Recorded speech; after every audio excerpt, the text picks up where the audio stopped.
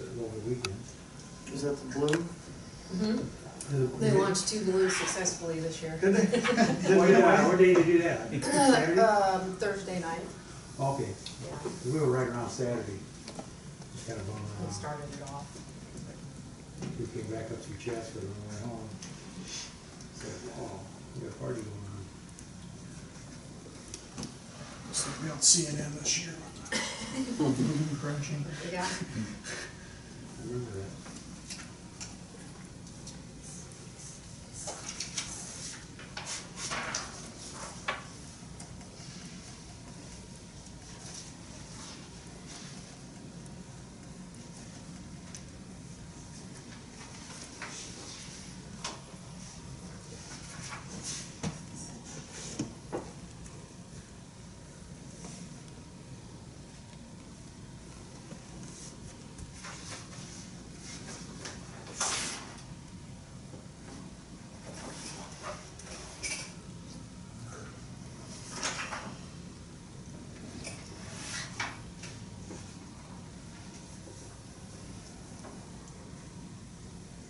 I got a feeling there'll be some dirty beans come July and August. You know, I can come out there with the field with corn on drip there, it just come out this tall. Oh, really? It's like, That last rain made it germinate? unreal.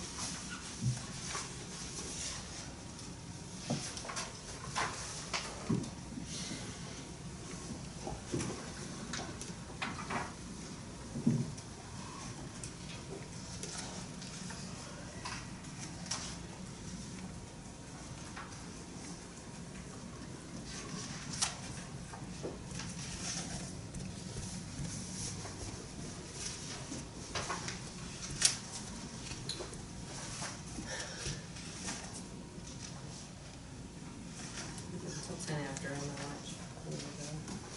2 minutes.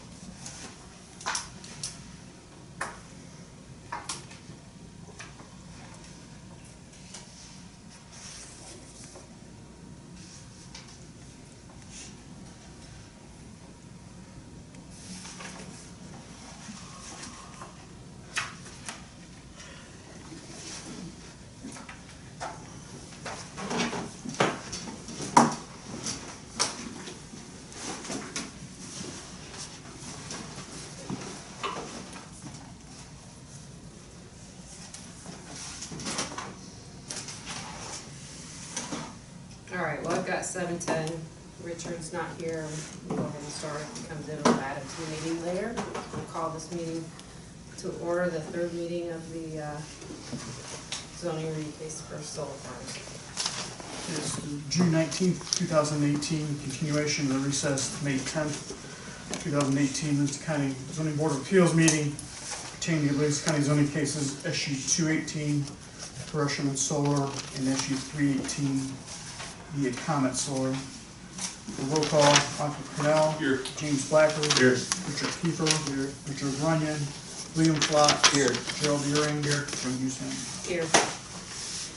Okay, well, I think we've had some loose ends to tie up yet. just remind everyone that the court reporter's here. Do you need refreshers on anyone's names that are No, I remember everybody. around the public? Okay. I believe we did bring back some property value information, or there were questions on the floor from the zoning board. I can't remember exactly where we were at, but I think the floor was for the applicant to provide more information. So if you'd like to go ahead and start.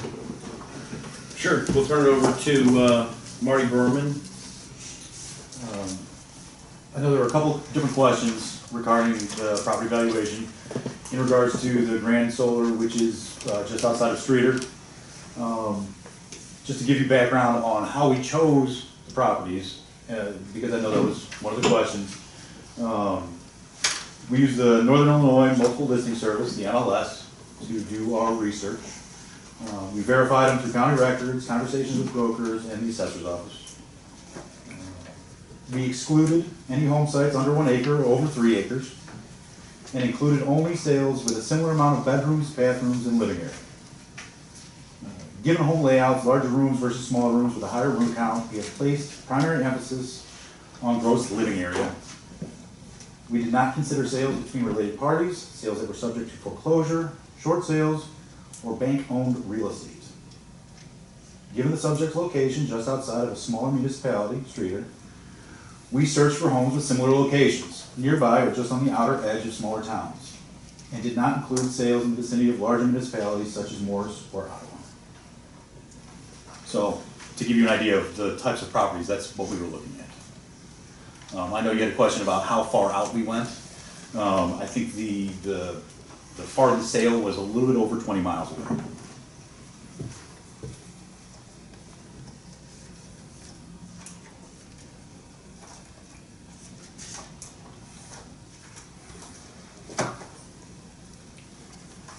So you didn't consider bank-owned locations? No, we did not. Were there many in that area? We did not find many. Within our parameters, we saw 10 total sales. Out of those, we used, I believe, 5. And 4 of them we did not use simply because they were too large. They were about, I think it was 3,500 square feet each. They were much larger than the property that had sold right next to the solar farm. The property that sold right next to the solar farm was on a 2-acre site with 3+ bedrooms. And the reason I say 3+ bedrooms is because one of the bedrooms was below grade. It was a walkout basement. And typically, assessors do not count that in the room count, but they did have 4 bedrooms, 4 baths, and it was built in 1997.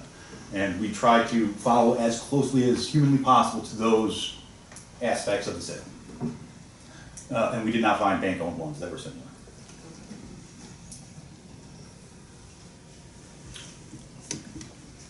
Are you submitting for record the comparables that you've used?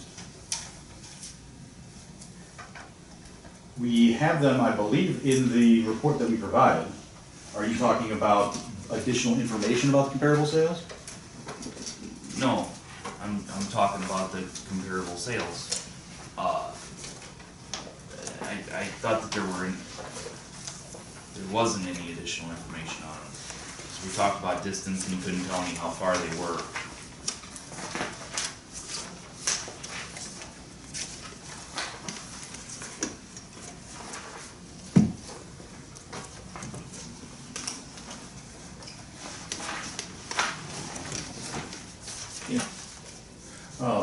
We have prepared additional information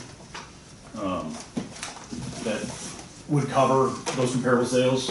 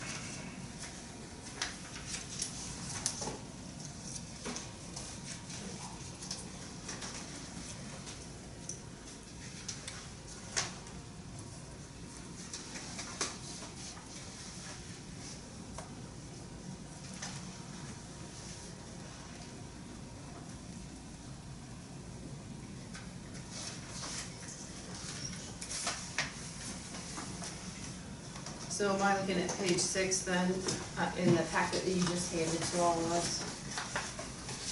And this? Those are not comparable sales. Those are adjacent properties that we tried to study to see if any had sold. The comparable sales would be on page 10.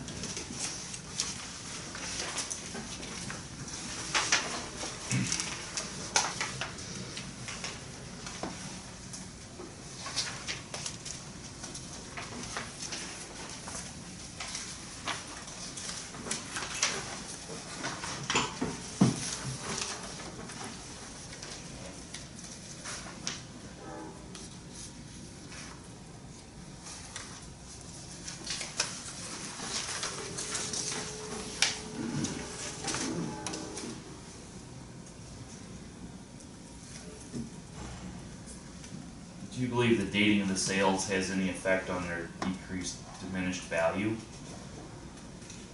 I'm sorry, dating the sales? Yeah, some of these sales are from 12 and 13, 5 years ago, 6 years ago. Correct, and that's the reason why we made a time adjustment. That's the only adjustment we made. Okay. Unfortunately, we're not dealing with a large dearth of information Sure. regarding this, so we had to use everything that we thought was most applicable. Okay.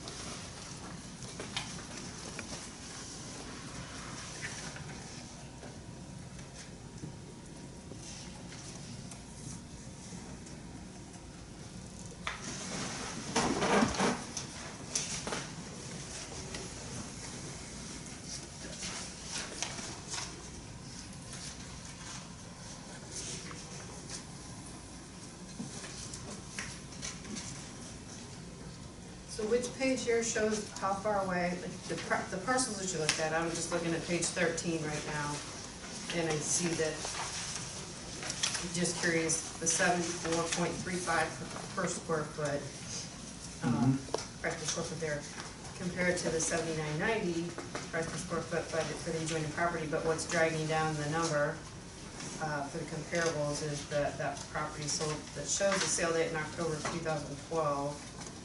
And does one of your charts in here show how far away the distance from the solar farm to these comparable sales? There is no map in here that shows how far away these are from the proposed, or from the Streeter facility. Okay.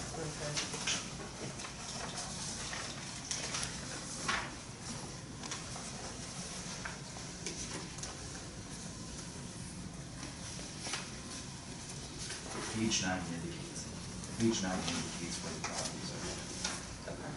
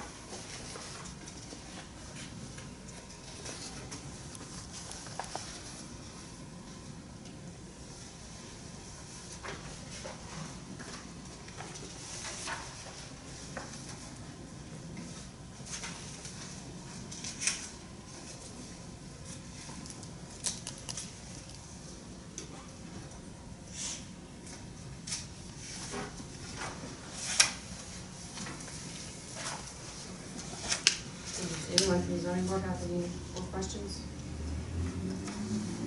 Do you have anything further you wanted to add regarding what you submitted? Nope. We'll need to mark this if you're intending to enter it as an exhibit. We have a date, we'll just put an exhibit number on it, like time we go through the list. I don't know if you have it on your list already, I guess I'm just giving you the heads up to Yeah, let's not no. forget about this. Right. And what I do have is, at your request, we put together a table of contents that shows everything we've submitted with an identified exhibit. If you'd like, I'm more than happy to share that for each project. Okay. I guess in time here, we've got one other issue. If we're done discussing property values and the zoning board has no other questions, we have nothing further to present on it. The decommissioning that we discussed last time, we asked for a further clarification on a number, to come up for a letter of credit or some kind of Right. security. So, recall that last time we presented the third-party study that was prepared for Cypress's use, that indicated the actual cost of disassembly and disposal. That total is roughly $111,000. Okay. Hang on, just point us to where you're at again. Sure. You're in the binder. This was the I'm sorry. Renus Consulting. Yeah, the RENA consulting letter that was presented at the last meeting.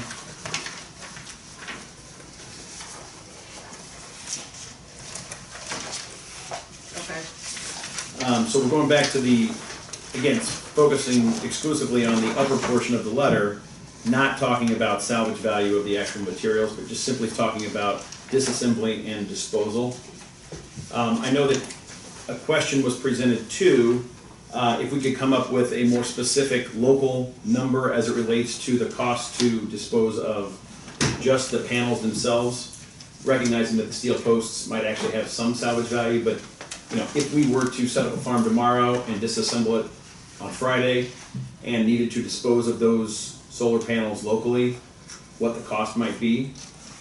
We did do some independent research in that regard. We tried getting a hold of Livingston County Landfill, having called several times, leaving messages, no one got back to us. The Streeter area landfill, we called numerous times, the phone just rings out with no answer. We contacted a number of other surrounding counties that are contiguous to Livingston, no responses. So ultimately, we heard back from Ottawa, Illinois, the cost being there of $65 a ton. We heard back from McLean County landfill, cost there being $100 a ton. And then we heard back from Marshall County landfill at $55 a ton. So if you were to boil down the math for simplicity, if we're talking roughly 9,400 solar panels and the weight is roughly between 40 and 60 pounds, a solar panel, you're talking anywhere between 187 to 281 tons. And if you approximate that between the $55 per ton on the low end and $100 on the high end, we're looking at a cost to dump these tomorrow in one of these 3 landfills, anywhere from $10,285 to just over $28,000. And again, that's just for disposal of the roughly 9,400 solar panels themselves.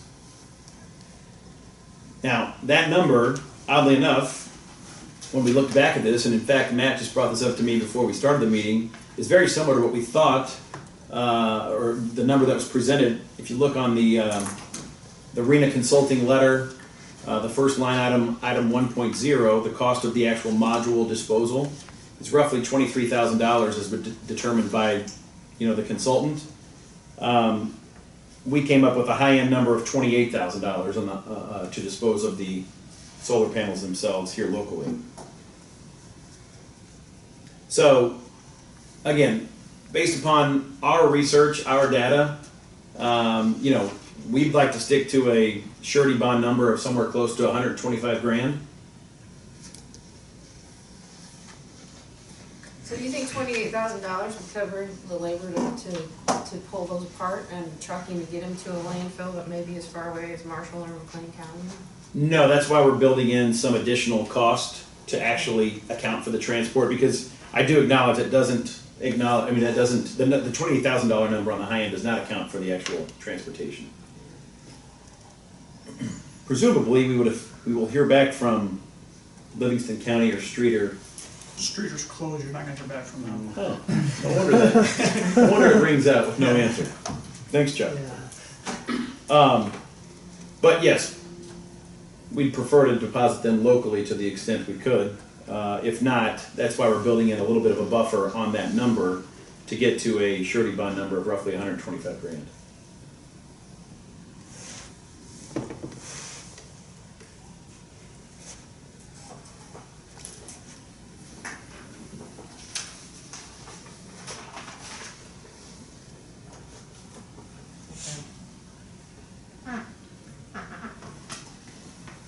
Did you have anything you wanted to submit to support that, or you? Well, I've only got the notes of the folks I spoke to. Of course, I didn't get an estimate per se from the landfills, but Okay. other than the data that I just spoke of. Yeah, and we believe it lines up very well with the report we submitted as well already, so. Do you believe that the report reflects in that 23,000 the disassembly portion and the disposal, or the disassembly only? Well, it actually reflects, based upon what the consultant provided, this is a disassembly and disposal cost. So my point is, given that there's not an actual, independent line item for just disassembly and just disposal, it's grouped together in that 23 grand. So again, because of, that's why we bumped our number somewhat to account for potentially having to deposit them miles away as opposed to. And you asked them specifically about the type of material.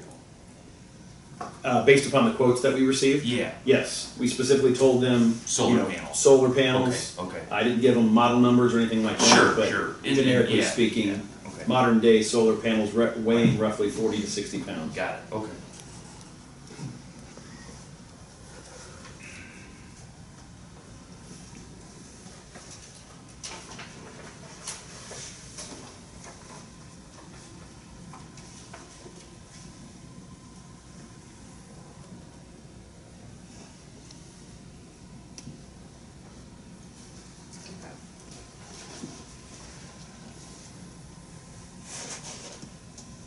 All right, anything further on the decommissioning?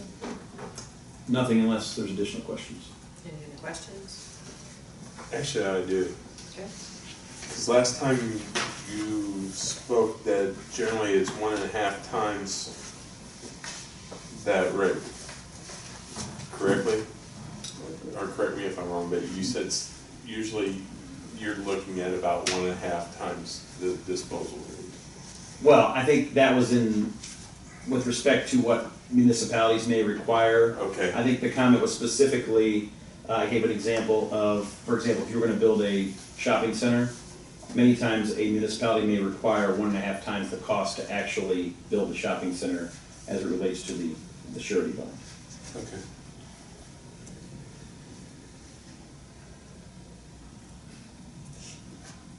That's it. I know at our last meeting, we talked about, Mike, you kind of asked about requiring the property owners to share their contract with the county, with the zoning board. And there's nothing that I can find that we could use to legally require that to happen. However, if the property owner is willing to do that and wants us to consider something further than what we're discussing, that's completely up to the property owners. I think with what we have, with the number that we have, and I mean, we can't require them to submit that contract, so we'll have to go with the company's number and protect the county as best we can according to the terms of our ordinance.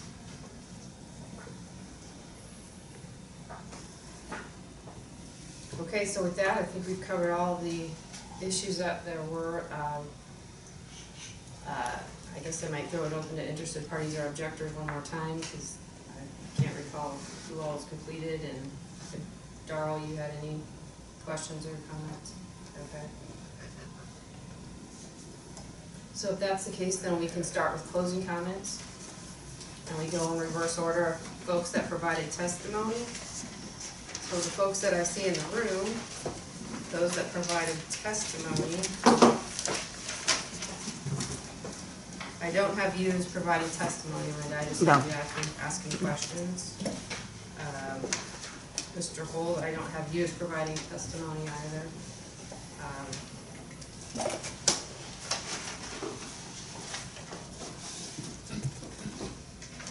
Make sure I get the name right here.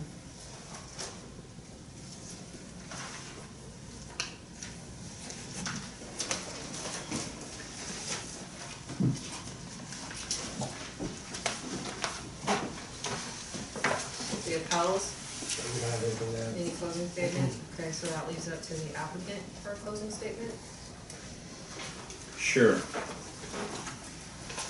And I'll make this somewhat brief. As my comments relate to both the MIA comment and the Thresherman map, or special use applications, we've presented in our applications and additional materials, I think, information that satisfies both the county special use application requirements as well as separately the design standards for solar farms.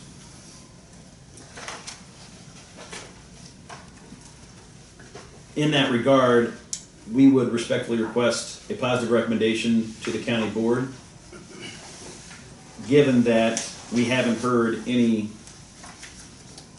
evidence to the contrary as it relates to what we've submitted in the special use applications.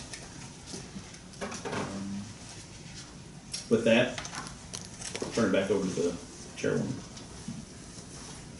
Okay.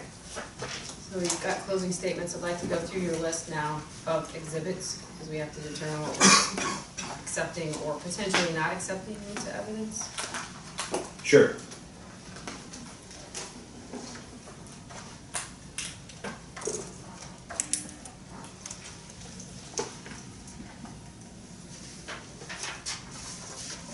Can you give me 1 second? Sure.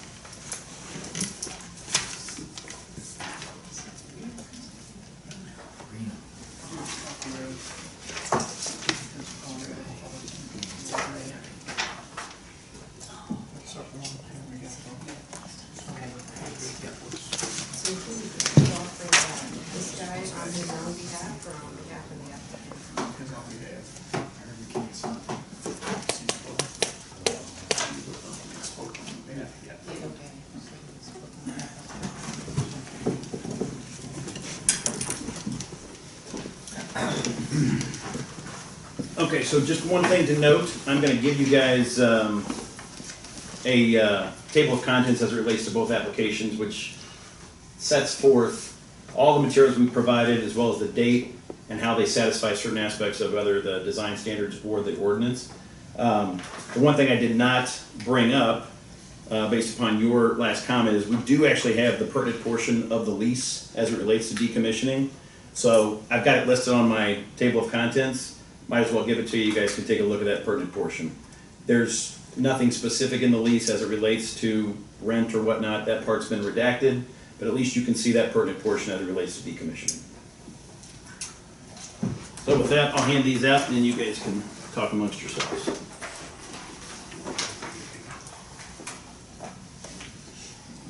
Well, we'll go through the list, or I'll go through the list with you. I mean, if you Sure. guys are looking through your stacks, if we missed something, somebody pick up.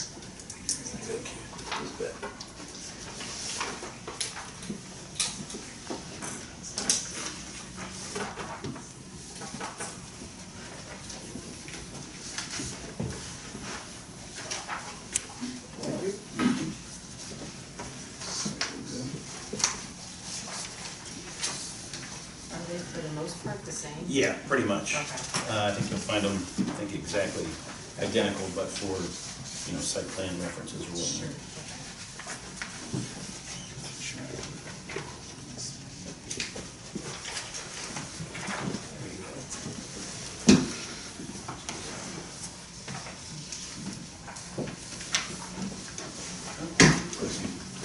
That's all I got. Did you just give them the, Yeah, did one of each. you did one of each? Yep, then that's it. Do you need more copies? Copies Copies or? or? I thought they were 10 copies. I'll just go with up to you and make copies. Yeah, we'll do that. How many more we need, just 3? Did you get one, Chuck? You will have He's one. using mine. Okay.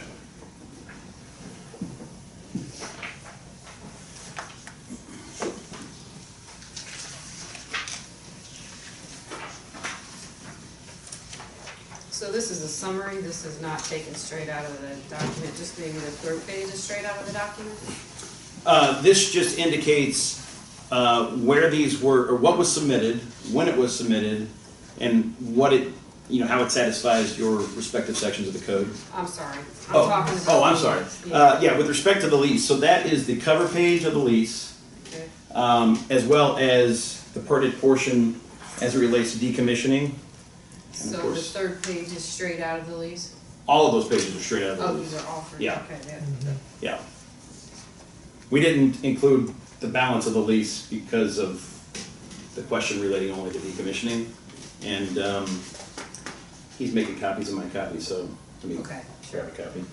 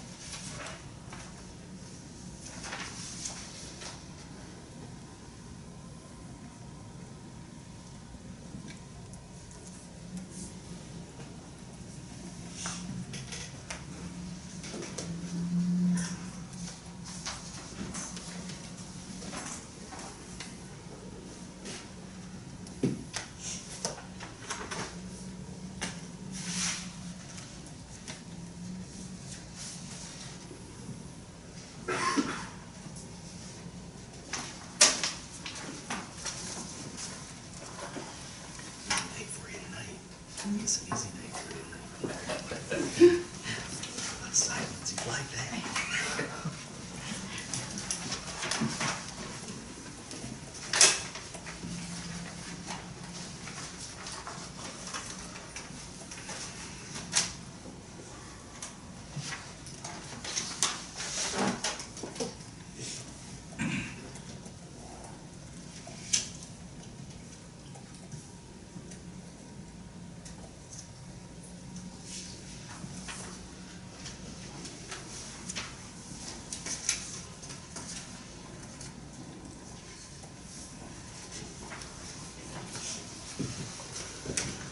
it appears as though from number 14 here that the owners will get the tax bills for this rather than the applicant or the company. Are you on I the was on Capel? Brown lease agreement last page. Is that right? I believe so, if that's the lease. I mean, typically, if, you know, the tax bill would still come to the landowner, and in many cases, the landowner would still pay the tax bill, but yet it's paid for effectively through the rent by the tenant.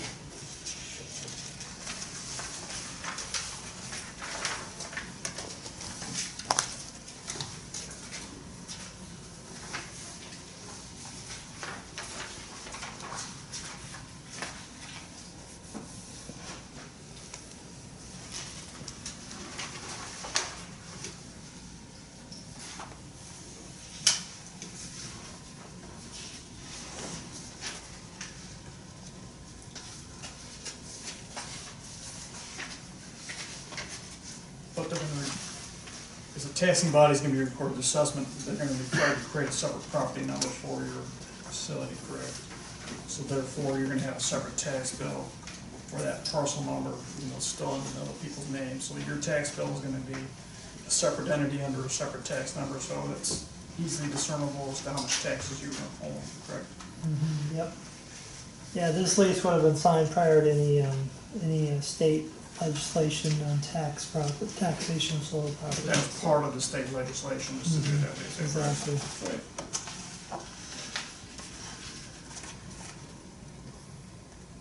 That legislation been signed yet? No. Not that I'm aware of, I mean, you may know different. I believe it may have been signed at this point. I need to verify that. No, it's getting close, if not already signed.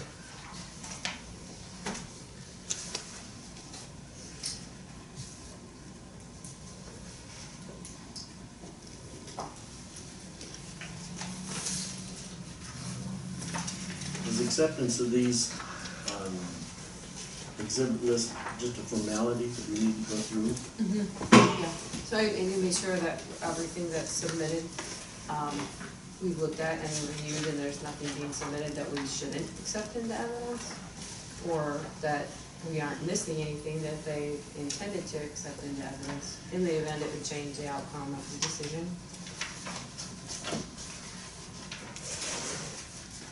So before we go over a little out of order here, because before we go to the exhibit list, this submission of the ground lease agreement, I guess, effectively is another piece of evidence that we need to consider and take into consideration. So if there's anybody have any other questions, I know Bill had a couple questions on this document. Mike and Gerald, Chuck haven't had as long to look at these as the rest of us have. So if you have questions, now's the time. Or take your time, I'm not trying to rush you, but before we go into I would have preferred to do this before we did the closing.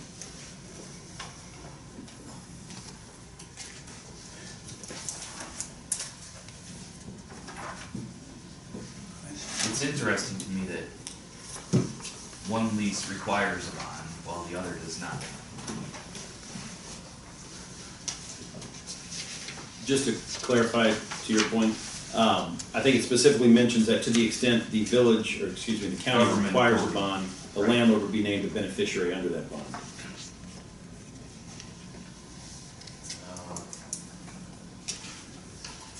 Could you say that again?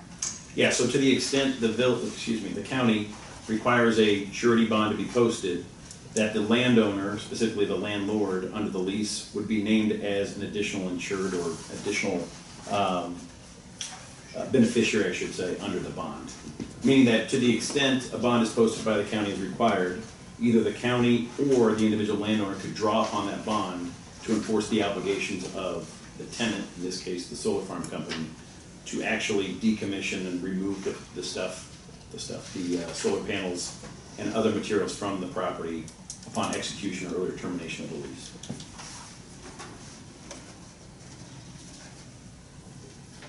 And they would be listed as an additional insured, not the sole. Correct. Not the sole beneficiary of the bond. Correct. I mean, at the end of the day, the obligation is to decommission. The question is, who wants to draw upon the bond to enforce the obligation of the tenant? But we're not here to protect the individual landowner. You We're as the here to tenant. protect the government authority. Correct.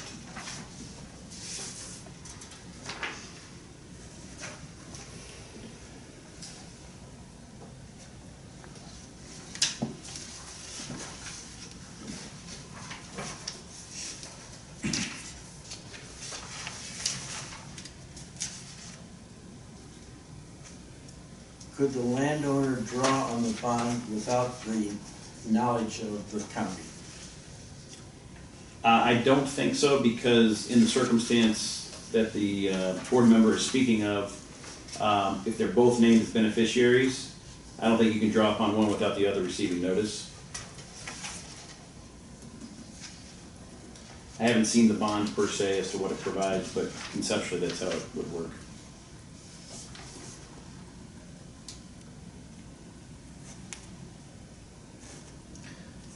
I feel like if we go through the bond, we need to be the first interest. And first, in my opinion, sole interest. Yeah, I agree with that. I guess we need to maybe get clarification on what the county wants to require, because some of the purpose of those security bonds and why companies issue them is because it's potential income for them when it's not utilized, or I don't know how to state it.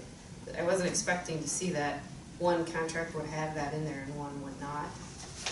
So I think we could, if we wanted, the way Mike said, we could put that in the conditions. That we be the sole. beneficiary. The only thing I would add is that keep in mind that this is, the lease you're holding or reviewing is a private party contract between two parties. So at the end of the day, I would suspect that the landowner would probably want to be the primary beneficiary, because they ultimately still own the land after the solar company terminates their lease or the lease expires. The role that the county is playing, in my opinion, is to protect the individual landowner to the extent they don't have any right to recover against the contracted party under their lease. No, not at all. We're protecting the government entity upon desertion of property, and we may have to go in there and clean the parcel. And question is, what right do you have to enter upon private property to actually clear that parcel of the remains? I'm only asking. Right, public health, life safety concern. Okay. Right. And I'm not saying that, I think your point is well made, that of course, that's why the county has that right in their ordinance to require a surety bond. But to the councilman's, board member's comment, perhaps a condition that both leases obligate, protecting both the landowner as well as the county, so they're, beneficiaries under the actual bond. My concern was that the landowner would draw on the bond and not actually take down the I see what you're saying. So then, if the county didn't know that the bond had been drawn on, they don't have the funds To decommission. right. Gotcha. So I think this is between them and the landowner. We could write a condition that doesn't agree with this. Right, and you have a private party that has a right to contract, and if between the two parties want to have some kind of surety bond for this same purpose, I don't think that any of your private parties have the right to obligate the county to take its rights to a surety bond and assign it to anyone else. Like Mike and Bill have pretty eloquently said, this is here to protect the governmental entity in the event that it becomes a health hazard or nuisance or something that the county has to take care of. We see it all the time, properties needing to be abandoned and needing to be cleaned up. And it's the government entity that comes in to do it, and that's the purpose of the surety bond. So we probably will draft a condition that will potentially negate that term in the contract. And it does leave the caveat there, to the extent possible. Tenant shall, to the extent possible. So if we strike to the extent, I mean, if we disallow to the extent, Then there isn't the extent possible. then the extent is not possible. Yeah, well, think about how we wanna draft a condition, because we'll need to come up with the language. We can't change the terms of this Correct. agreement, but we can draft a condition that Right. will protect the county in the way that, in the way that the ordinance intended for it to happen. Yes.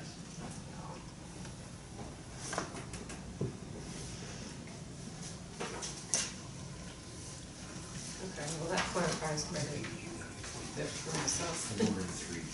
Any other questions on the ground lease agreement from the zoning board? Just one thing, I thank you for providing this. I didn't expect it to be different, but I do appreciate you bringing the information forward so that we can process it. Because like I suspected, there was some indifference and the burden was put back onto the county to protect the landowners.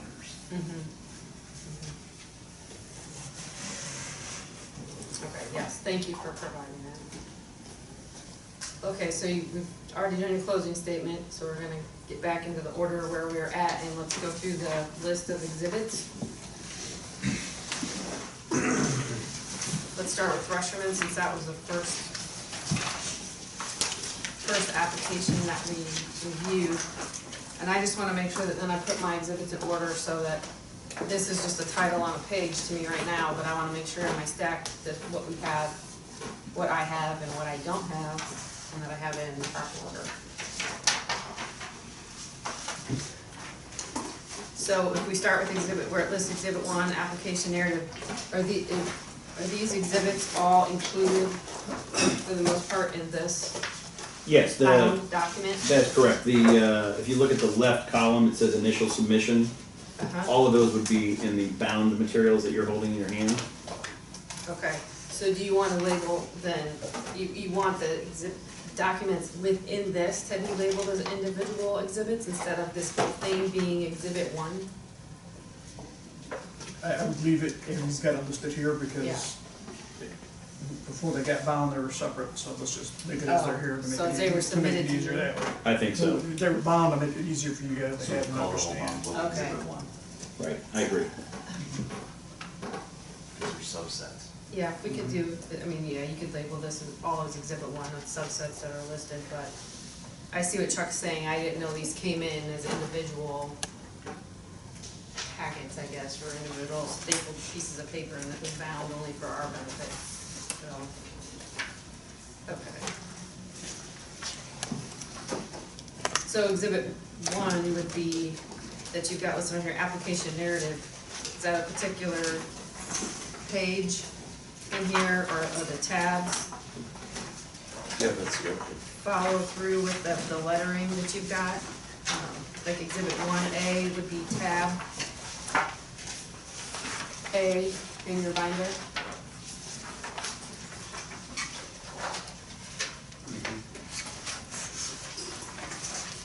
So it should tab B.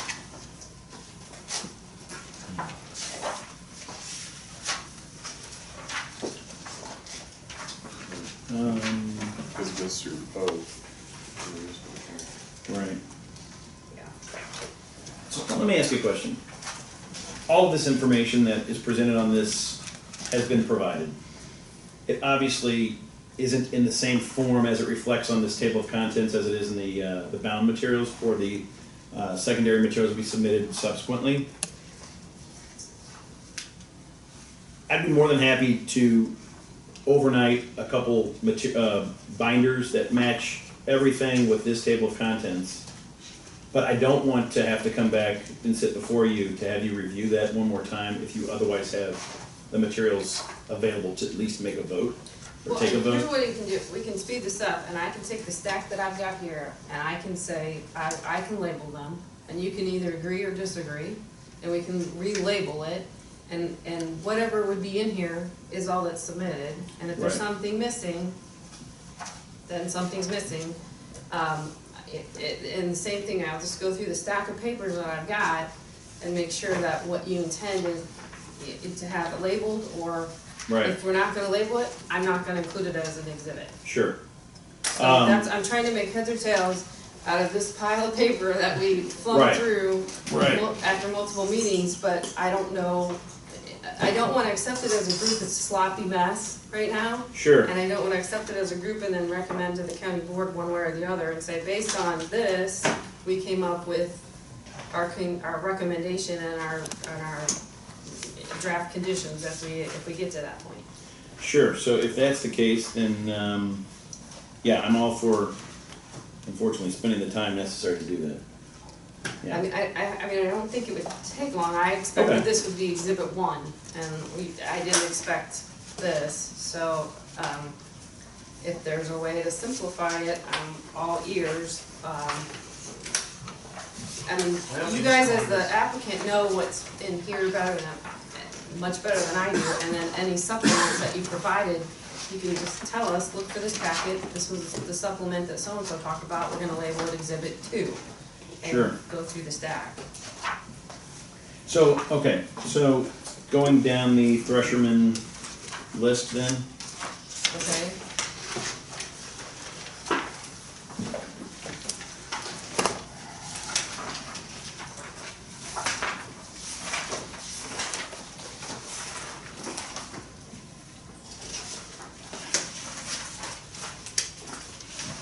the application narrative will be found in Exhibit B of the bound materials? Okay, so tab B, you mean? Correct. Okay. Alright.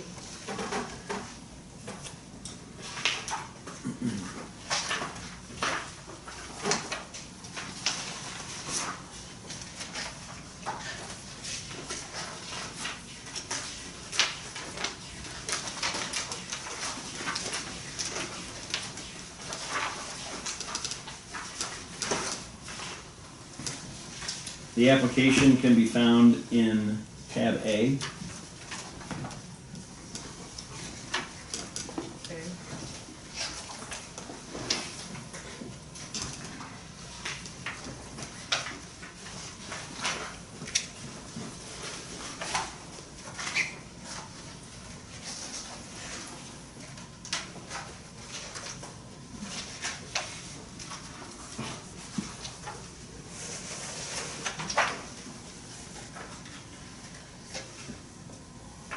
Bear with me.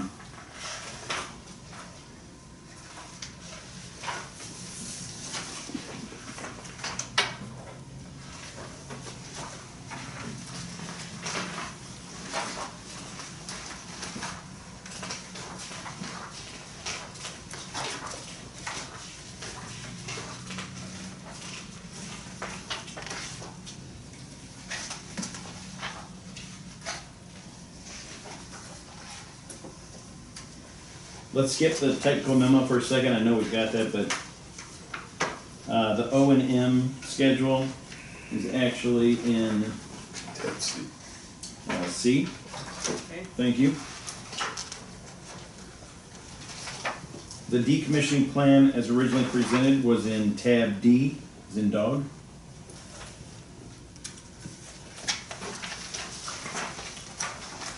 The emergency response plan is tab E.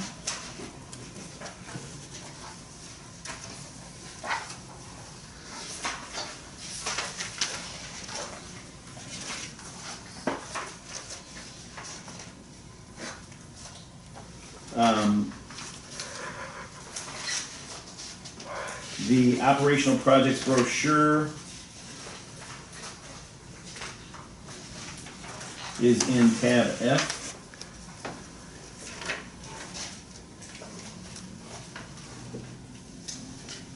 The standard signage is in tab G.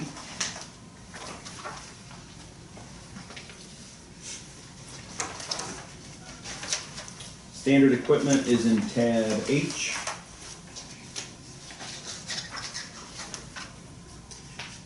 The solar photovoltaics guide is in tab I.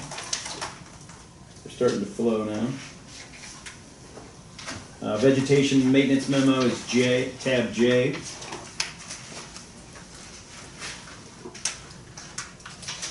Disclosure of beneficiaries is tab K. The zoning site plan is in tab L. Now, these next three were submitted via email separately from the bound materials. Those would be Matt Kaufman's PowerPoint presentation, Marty Broerman's PowerPoint presentation, and Alex Edwards. Do you have those in your stack? Let's see.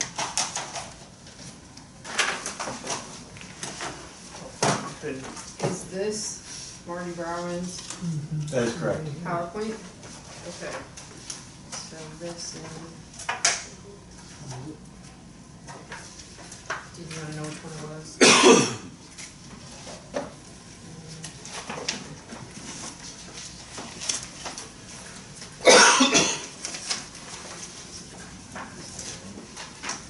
So what are we calling that? Is that exhibit Okay. 2 then?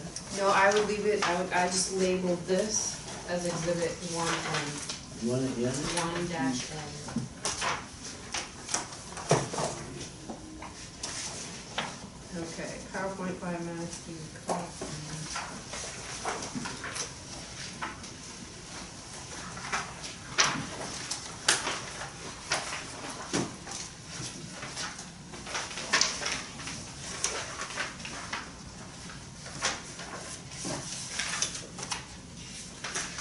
Do you guys have a copy of that you could show us, or show me what I need to be looking for? Because I don't know that I have a printout of the one from the PowerPoint presentation by Matthew Kaufman. Those were all submitted to Chuck via email. They went out to everybody. Via email though, They all do, and they're up everybody. so we don't have any hard copies of that? I may have printed one off, but I will have a copy. I think I printed them all off. If I do not, I will have a copy. These were all the PowerPoints that were presented at the first public hearing. Okay. And then the PowerPoint by Alex Hibbert on engineering, That was submitted with the other two as well via email. but do you have a copy of it, to print it off? Because I don't know that I have a printed copy, but if I do, I'm gonna write on it what it is and set it to the side, so that I know that we've accounted for it. Yeah, unfortunately, we don't have hard copies of those with us.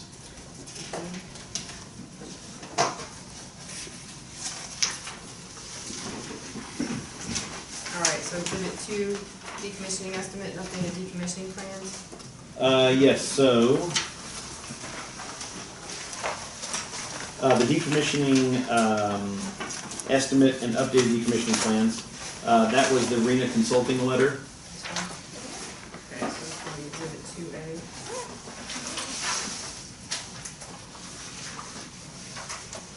If you guys have this one and you wanna label it, that's what he's talking about.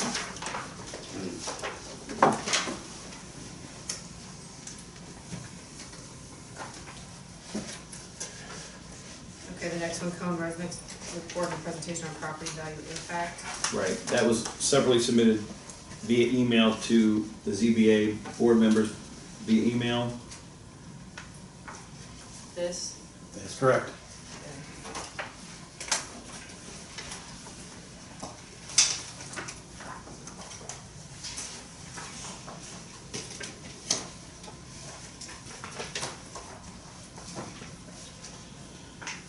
Exhibit 2C, interconnection agreement. Correct.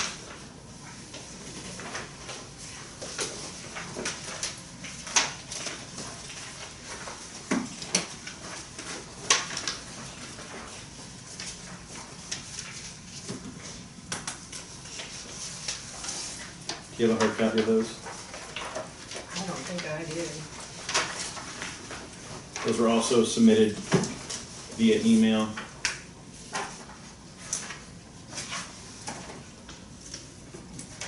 They're just, I know we got an email. they were just single pages, right? Right. They were just, Trying to find it. Correct. I'm gonna read it. Some shit.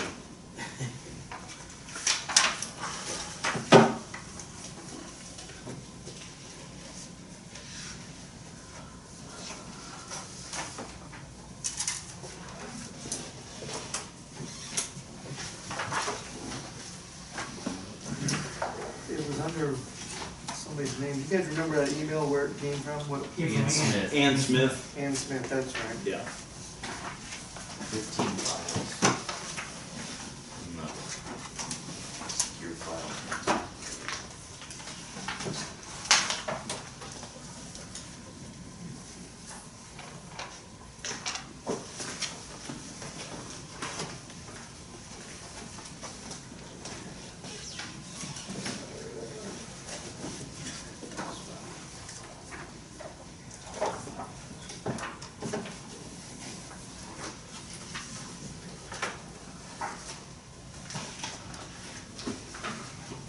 So we're on the interconnection agreements. Yeah, exhibit 2C.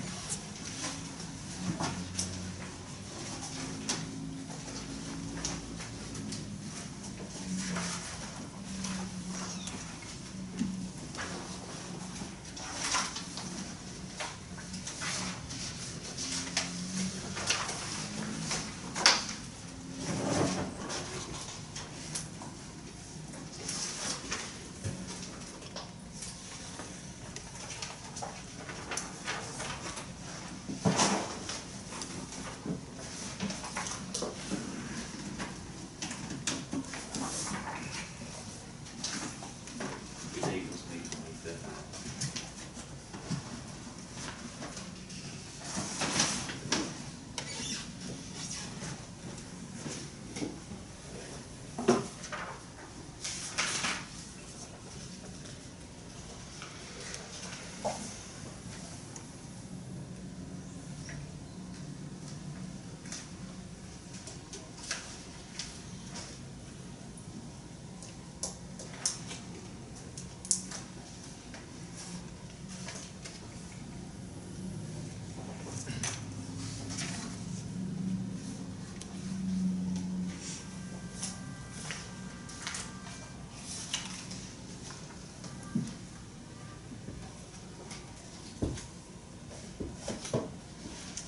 I don't have one attached to the May 25th email. It's not an attachment, it's that whole file transfer, secure file transfer. Oh, that's You gotta one. log in and do whatever. I think that's one you said you didn't get. Maybe, I don't have anything, has anything to do with it. It's the method of connecting,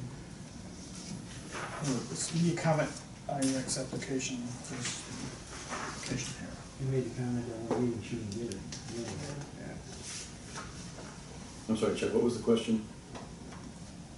The attachment was referred to as media comment, Roman numeral 9 IX application, and there's redacted PDF. I think that's your interconnection agreement. I believe. Correct. I'm sorry, yes, that is correct. The two, The two are right next to you, right above each exactly, other. Mia Comment and Thresherman redacted, those are the interconnection agreements. Okay, are you able to print those off then? Yes. So, Which one to go with, Chuck, so if you don't have one, the link expires on the 24th of June. If you don't have them all. I understand that, yeah, I know what you're saying, yeah.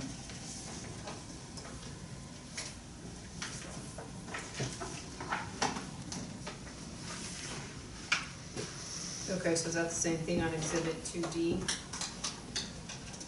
Method of connecting the solar array? There are, again, in that same email, May 25th, I'm just looking at the attachments that were included. There's an installation manual as it relates to the combiner box, which is the, what do you call that thing? Big thing that sits at the concrete, yeah, the transformer and the inverter. That's information as it relates to that, and it also includes information as it relates to connection of the solar panels. So that's what you're saying is in exhibit 2D? Correct. Okay, so we just need to approve it. Just the combiner box attachments. Right. There's also one up above that says method of connecting plus number of solar modules. That's 2D as well.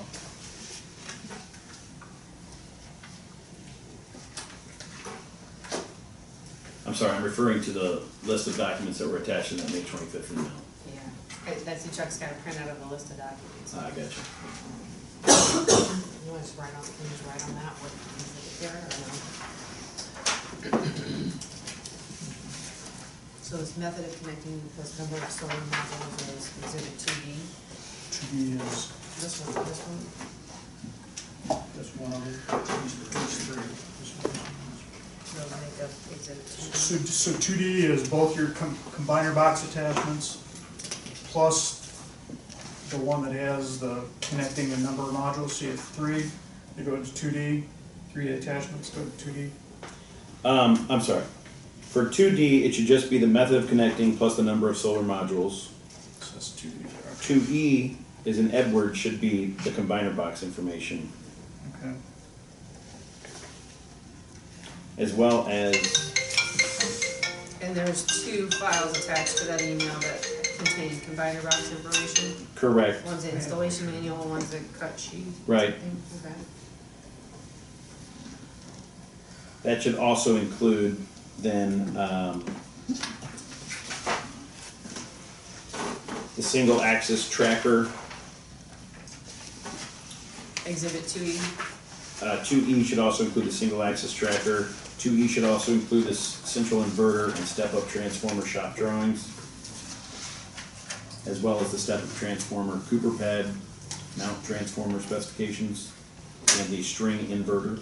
Okay, slow down just a second. Yeah. It's all there.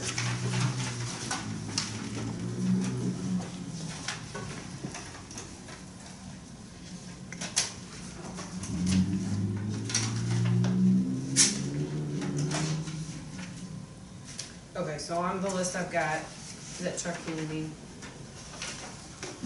I've got exhibit 2E starts with the DC combiner box. I'm just reading out the title and the attachment.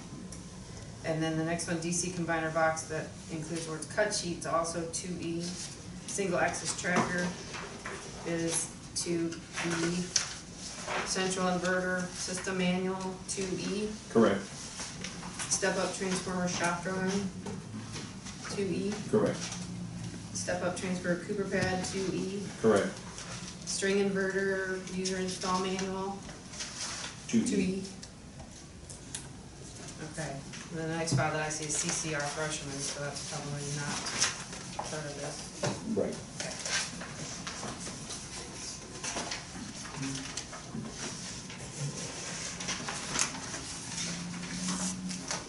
Okay.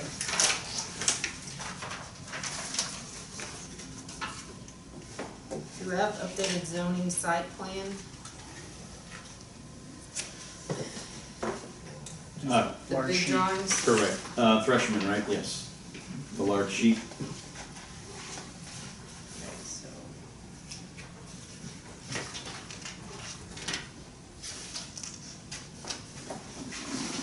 Are both of them included? No, because they only changed Thursday, but they changed my comment. They changed this or they? No, they changed it, they added the hedgerow along the south edge of it. That is freshman. That is Thursday. Yeah. With the. That's the only change you made, ain't it? Correct.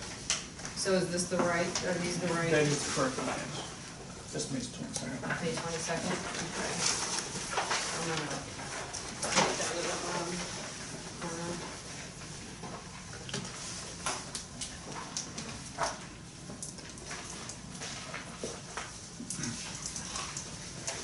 Okay. 17. Okay, then it, exhibit 2A, decommissioning estimate.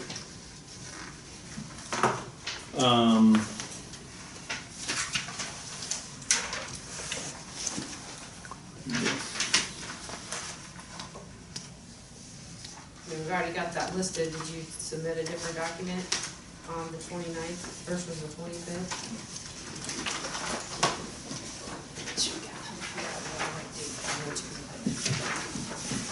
What's it look like? This one, probably? And then, you know, the third page. And I think there were two different submitted. But you think there were two different versions? Oh, no, I don't. Just that one. One, Yeah. yeah.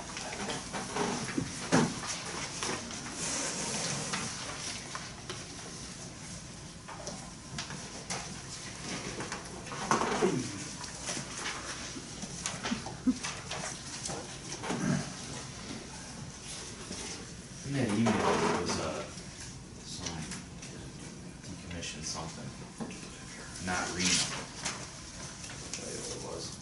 Okay, I see it listed there, and on the email, it's Exhibit D, decommissioning plan. There's one for freshman and one for me, comment. Right, so maybe those were supposed to be 2A. You're And correct. RENA You're was correct. supposed to be Thank you for that clarification. What was it? 2. Well, it's still Exhibit 2A, but, Well- We'll name it something different. yeah, Yeah, the thank RENA you, come later. thank you. Okay, so on the email from the 25th, Exhibit D, the two documents that are labeled as Exhibit D would match up with which line item on your list? The first one, Exhibit 2A?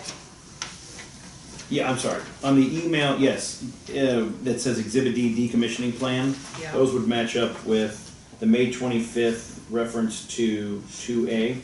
Okay. Is that similar to what you have for 1D though? Correct. You just repeated 1D, didn't you? No, 1D is a separate, in the actual bound materials, 1D is a, Just for one sheet. sort of a one-sheet summary of Yeah. the proposed decommissioning plan. Okay. It's the plan, and then these are the. Oh, I'm sorry, you're saying resubmitted that You with the resubmitted it as estimate? 2A, yeah, you resubmitted back, Yes, because the figures you handed out were on the Rennie report. you're correct, you're correct, You so, only have the two reports that go with that, I think. yep, that is correct. Are you calling these reports? Email attachments, or are you calling the letter from Rena? The letter from Rena as one and attachment, 1B, the attachment resubmitted. It's got resubmitted under 2A is 1D being resubmitted.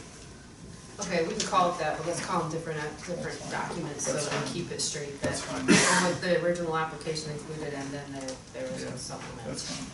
So Exhibit 2A is gonna be what's listed on the May 25th email as Exhibit D decommissioning plan, Mia comment, and Exhibit D decommissioning plan Thresherman. That will be, it's kind of confusing because they're called Exhibit D, but for our purposes, they're gonna be labeled as Exhibit 2A.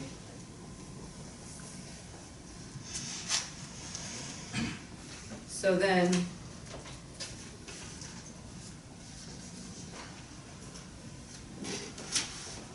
the RENA estimate, or the RENA letter, was that submitted on May 29th? That was also, yes, resubmitted on September, or May 29th. I don't care what date you want, I mean, whatever date you submitted it, we just need to put a label on it as something other Sure. than 2A. On the actual RENA report, Yeah, well, it was submitted on May 25th, it was submitted again on May 29th, so if you want to list it as exhibit, 2G, sure. okay.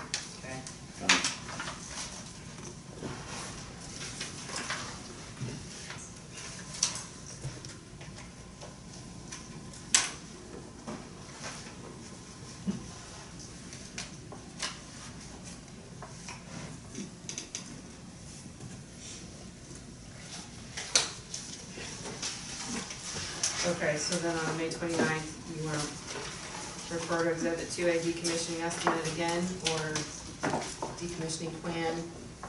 You meant that to be the RENA consulting letter. Correct. Submitted, so that'll be Exhibit 2G, or we don't even, well, give you listed there.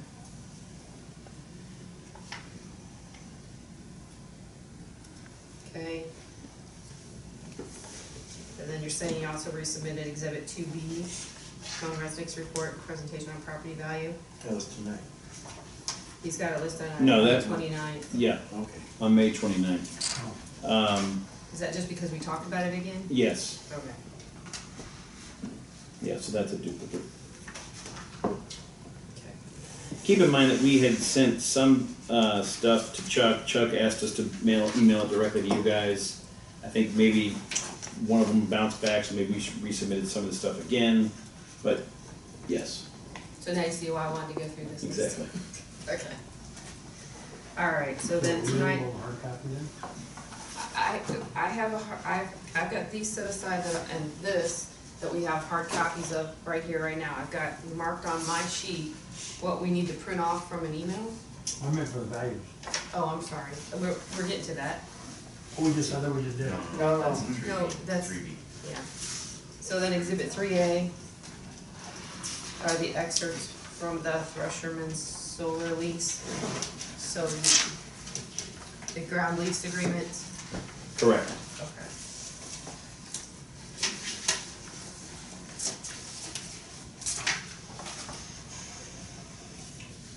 And you submitted both the comment and Thresherman, so you wanna, I'll reference it that way on the list. Correct. Are you you're doing a separate table of contents for each project, or, Oh, I guess we are. I was, so, yeah. yeah. we just- See, I'm even getting it muddled up even as we just go through it, so.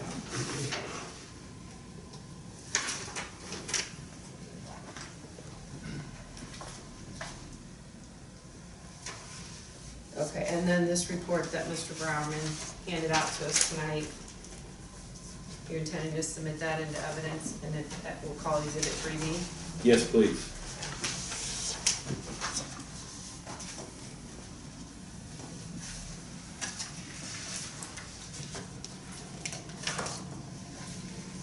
Okay. All right, that's Thresherman. And can I go back to the one we skipped, which was Exhibit 1B? Oh, yeah, The yeah. technical memo? Yep. That's the same as Exhibit 1I.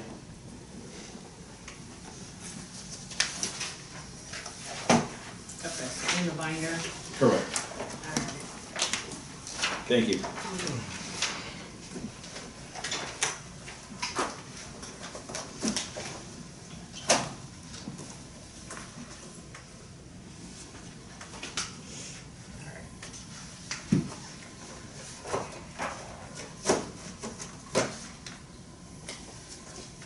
All right, can we do me a comment quickly, or do you need a break? You okay?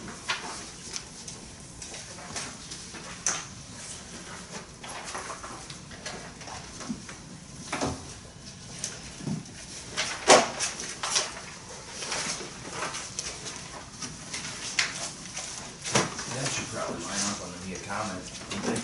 Yeah, I had stuck drawings in mine, so I just want to make sure there's no additional paper that were, I had in here.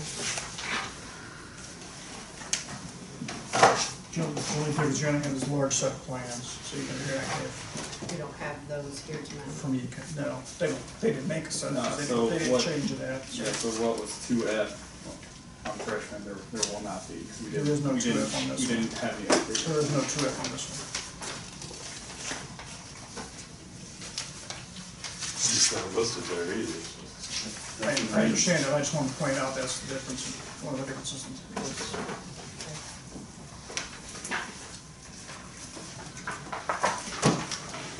All right, so the tabs, other than that, match up. Similar between the comment and Thresherman. And take a minute if you wanna look at it and make sure.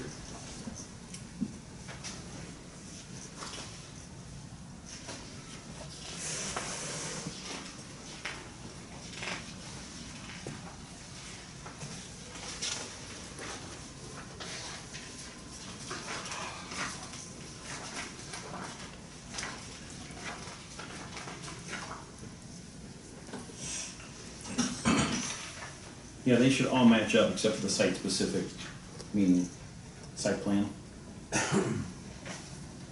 And the pertinent portion of the Mia comment lease. But it would still be 1L, I mean, we're gonna consider Correct. this stack Mia Comet Exhibit 1A. Correct. This threshold Exhibit 1A, so those, okay, then on the attachments to the email, so we need to print off a separate, or, the attachments, PowerPoint presentation by Matthew Kaufman would be the same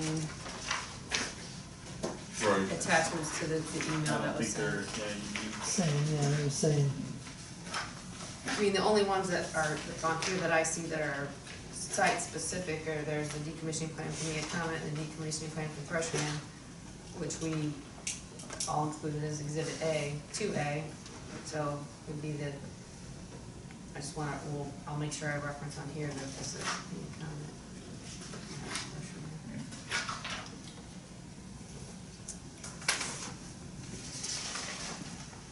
That's these, well, if they're not submitting those.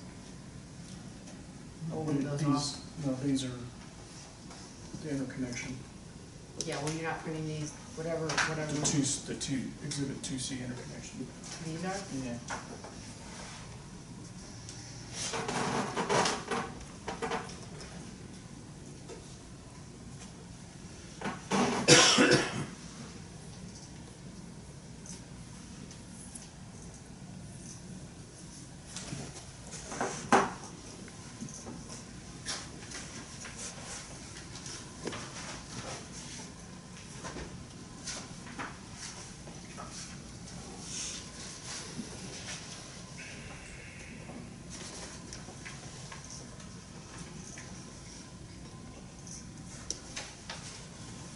Just so you know that that's just a trunk. CC, or that's revised. Sure, you got that marked, so. That's marked, that's not, we don't print it, we We're won't print okay, it in. yeah, we're okay, yeah. Yeah.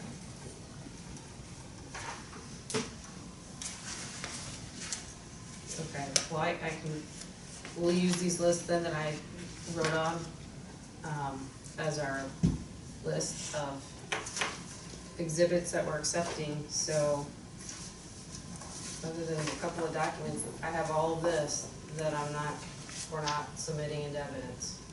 All of this. Yeah, so they may be extra, Some of that was That was a printed out good by thing. hand. A lot of it was handed out prior to. you starting the hearing, so they had it a month before them. And it was all loose, and that's why we came back and did the binders, so we had it all together on a binder Gotcha. to say this is where we're at on that, so. Well, that's the- Because when I originally got it, it was piece by piece, I wanted them to have a month to look at it, so they had a month to look at it in order to do that. Plus, they also had a copy of somewhere. Gotcha. okay, and so then we also need to, you had, Jake, conservation, Jason, so he submitted this on behalf of. That was his PowerPoint. He came at the request of Lee Woodburn. So it'll be, let's, Woodburn, Freshman Exhibit 1.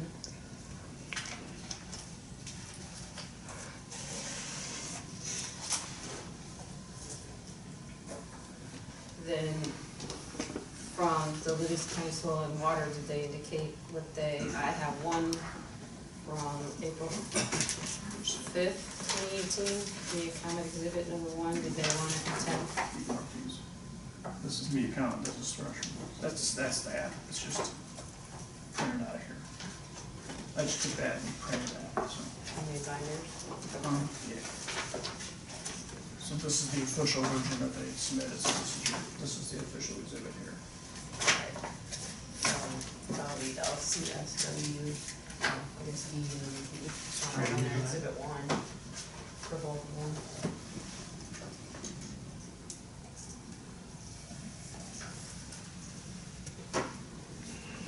You're good, do you need more information? So I'll CSW, I guess D, and then I just wanna write this on the exhibit 1 for both of them, is what you said. Yes. So it's going back to that Jason Blake Woodburn, did you need the copy, the title of that PowerPoint that we've labeled?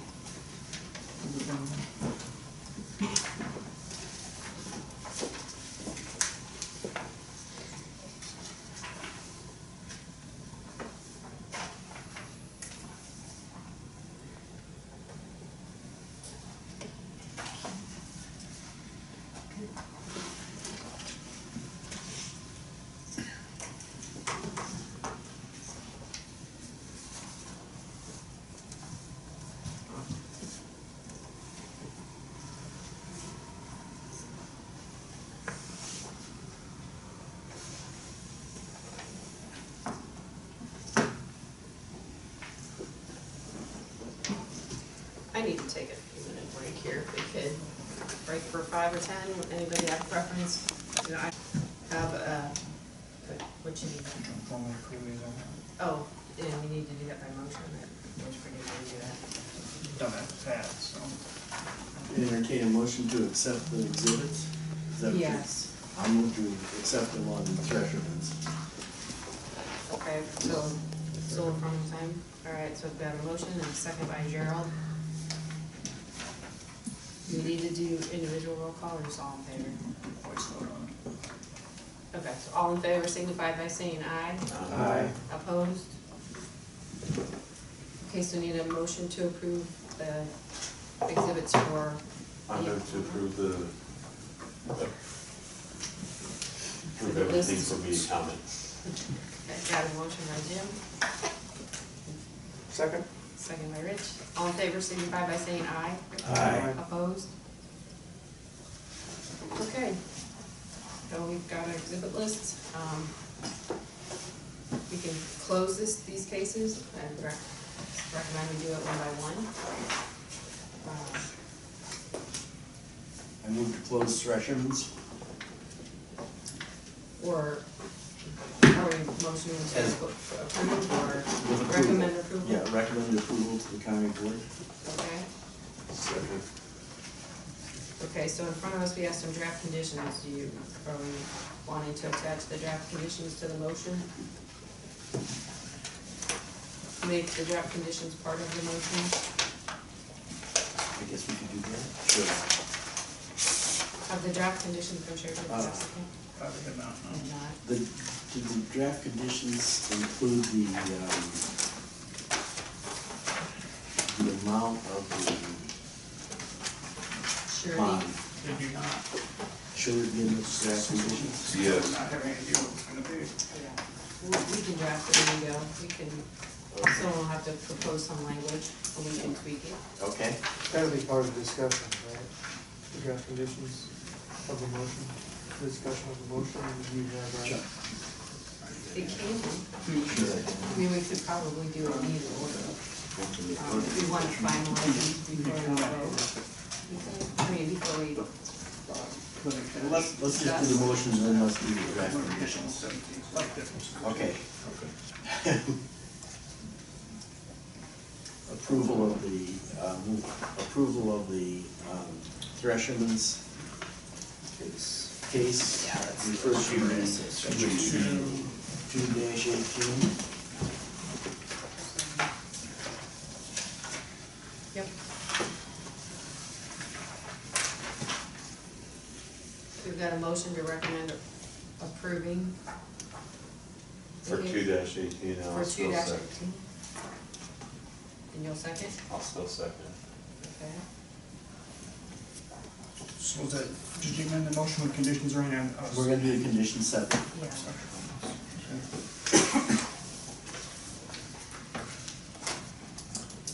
So we did recommend a motion with the conditions, but we've got to discuss what the conditions are. Right. So, you know, like that's how the motion was.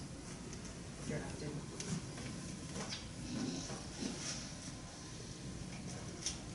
Okay, so discussion?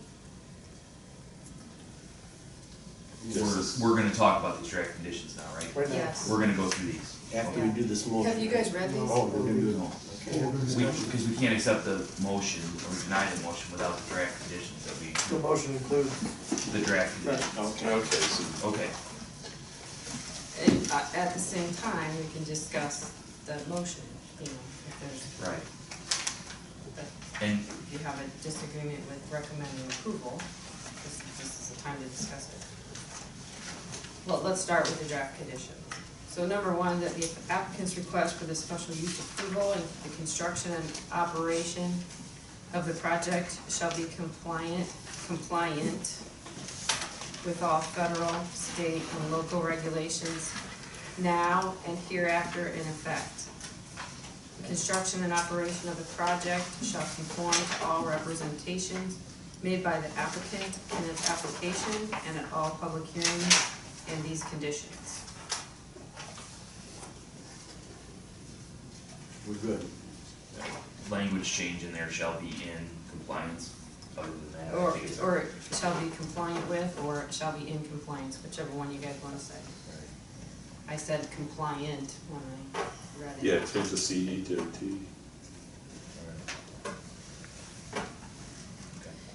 Number 2, the construction of this project shall be substantially completed by January 1st, 2021, unless otherwise approved by Livingston County, after adhering to review any proposed amendment to extend the construction period. Number 3, construction and routine maintenance activities of the project shall be performed according to the following schedule. A, commence no earlier than 7 a.m. and cease by 8 p.m. during the calendar period from September 1 through May 31, Monday through Friday. B, commence no earlier than 7 a.m. and cease by 9 p.m. during the calendar period from June 1 through August 31, Monday through Friday. C, commence no earlier than 7 a.m. and cease by 4 p.m. on any Saturday. D, no construction work shall be performed on Sunday. The company may request approval to work during other times by submitting a request to the zoning administrator, identifying the reason for the request and the particular dates for the request is made. The request shall be granted or denied by the zoning administrator, and the company shall provide notice of the planned construction or maintenance work to nearby residents as directed by the zoning administrator.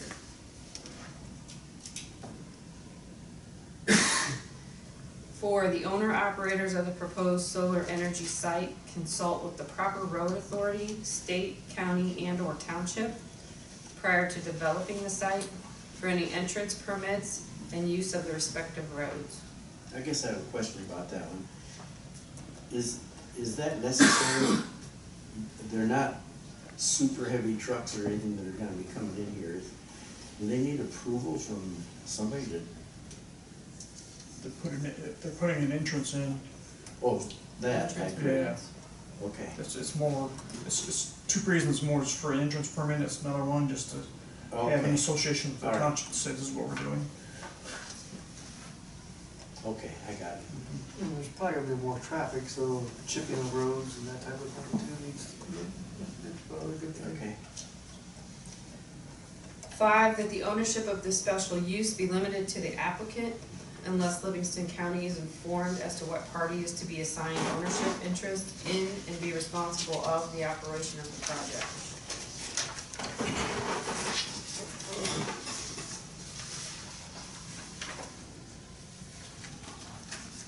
The existing company and the proposed acquirer shall provide the zoning administrator with the name and contact information of the proposed acquirer, that proof that the financial assurance for the current amount of the decommissioning plan is properly in place, written acknowledgement by an authorized signatory of the acquirer that it understands, recognizes, and agrees to assume reasonability for all terms, conditions, standards of the special use at the time the special use was granted, which are in effect as of the date of the proposed assignment or transfer required for the original approval of this zoning case, or any subsequent mutually agreed upon terms or conditions or standards of special use that are in effect as of the date of the proposed assignment or transfer. A representative of the acquirer shall, or transferee, shall meet with the zoning administrator to discuss the ongoing obligations and responsibility of the acquirer under the conditions of the special use permit.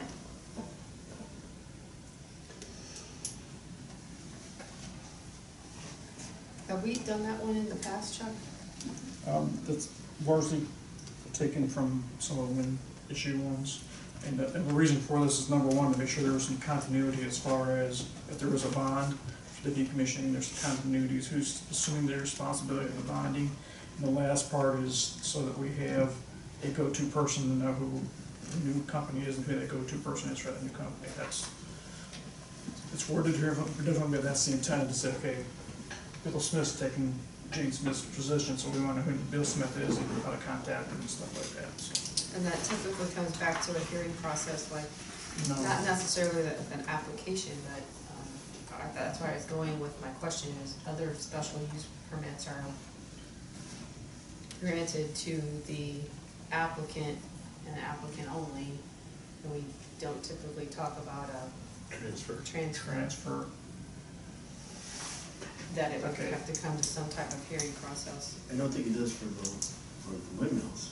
Well, it does in a degree. I mean, this gets down to the point is that they're transferring it from one company to another. The difficulty in wording this is how far do you wanna go with this? Because I don't think we have an ability to approve new ownership of it necessarily. I We mean, don't have ability to approve new ownership of the solar farm?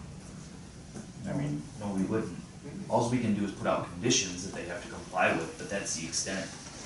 We can't say they could sell it to whoever.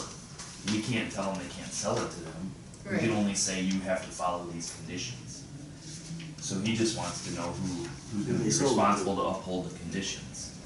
Right, you know, remember typically with our conditions that a condition like this simply states that the special use is granted to this applicant only.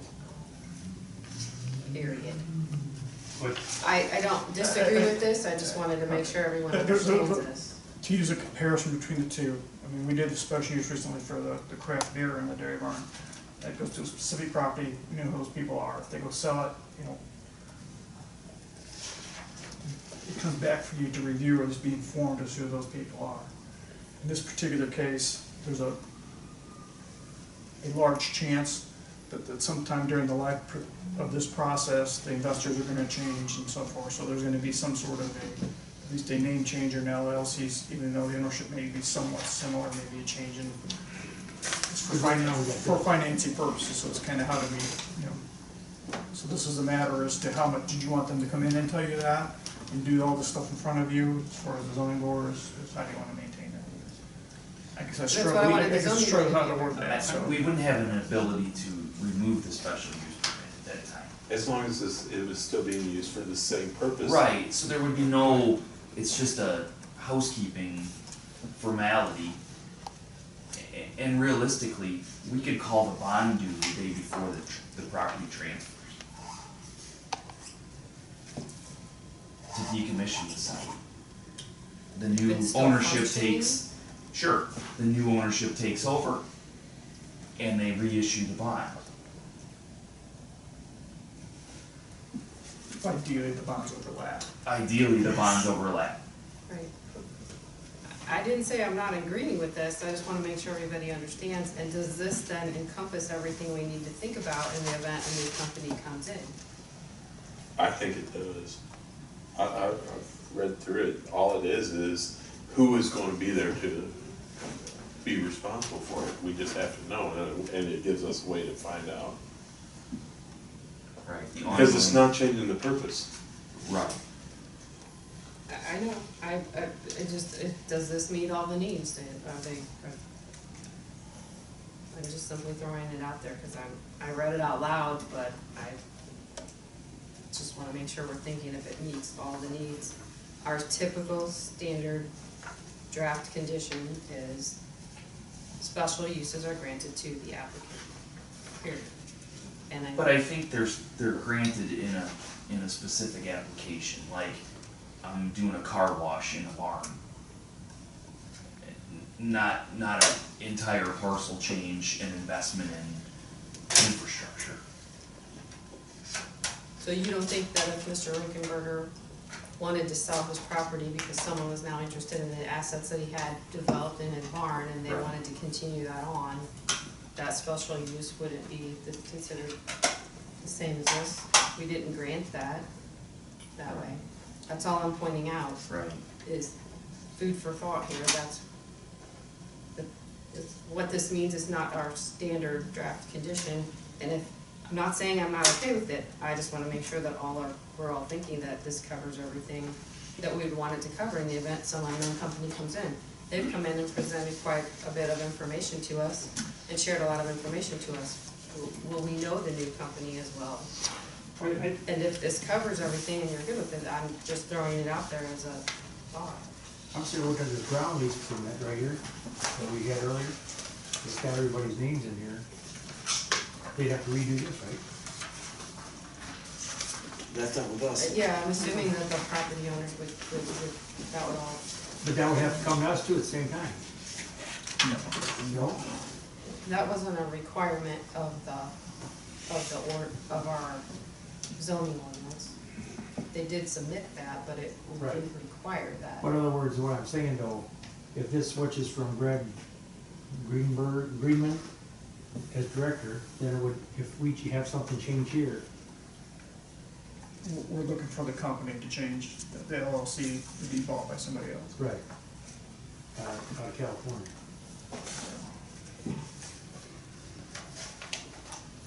I mean, we can come back to this one, I can reread it again in a minute to myself and think about it a little bit more. Number 6, since damaged drainage tile can have an adverse effect on the subject property and surrounding properties, a subsurface drainage tile investigation be completed before this site is disturbed. If drainage tile is damaged during the implementation of this project, it should be repaired according to the specifications as outlined in the Livingston County Soil and Water Conservation District's Natural Resource Information Report for this project. Number 7, that the signage for this business be approved by the Livingston County Zoning Administrator. Number 8, that this zoning case be reviewed by the Livingston County Zoning Board of Appeals in 1 year to review the status of the startup of this special use unless otherwise determined by the Livingston County Zoning Administrator. Number 9, a comprehensive decommissioning plan should be completed and presented to the Livingston County Zoning Board of Appeals and the Livingston County Board as outlined in number 7 of section 56-647, application requirements of the Livingston County zoning regulations prior to improvement location permits being issued for this project to ensure the property can be productive after this project has ended. This is the one you may amend if you want to stick in Exactly. some dollar amounts or whatever you want to do. Just put in there as a placeholder. Want to come back to, we'll recommend some language for that one. Yes. Number 10, that the conservation concepts for development as outlined in the Livingston County Soil and Water Conservation District's Natural Resource Information Report for this project be considered as part of the project development and operation.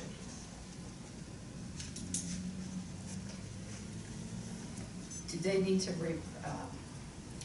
get approval from Livingston County Soil and Water? I can't remember what Becky asked. They just listed it in a list of their recommendations, how they want to do it. It's basically best management practices from soil and water conservation and erosion issues and drainage tile issues. Okay.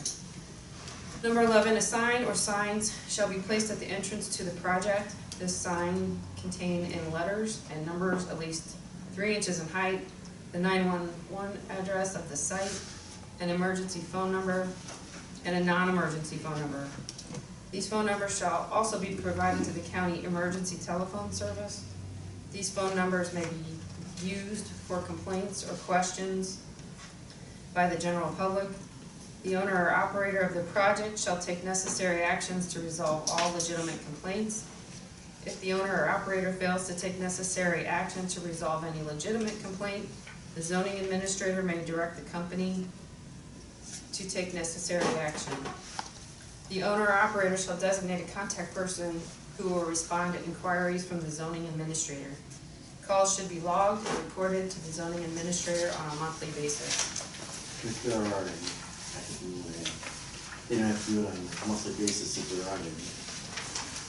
Is that, are you okay with that? Or do you want to hear from them no matter what? No, that's okay. Okay. I mean, this is a wind ordinance condition is where this came from, so it's kind of moving in here, so however you want to make this appropriate is up to you. So should we change to calls, comment, if any? Or just add to that last, call should be logged and reported to the zoning administrator on a monthly basis, comma, if calls exist. I'm not gonna fight you over your word. I don't know, that's in the event of a disagreement between the zoning administrator and the owner or operator and/or the person making the complaint concerning resolution of the complaint, the owner or operator and/or the person making the complaint may appeal the decision of the zoning administrator to the zoning board of appeals. Number 12, if during the term of the special use and decommissioning period for the project, the county retains outside consultants or other parties in order for the county to enforce, determine compliance, or obtain compliance with the applicable ordinances, regulations, and these conditions, the responsible owner or operator shall reimburse the county for such expenses. Number 13, a copy of a finalized emergency response plan shall be provided to the county regional planning zoning office prior to the start of the operation of this project.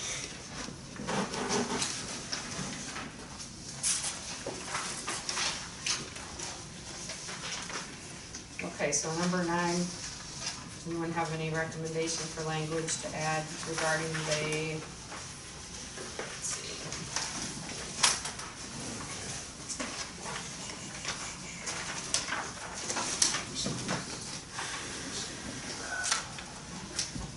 Do we need the language that's there with an addition, or can we just eliminate some of that? You could probably eliminate some of this. It's a placeholder and it may not work for the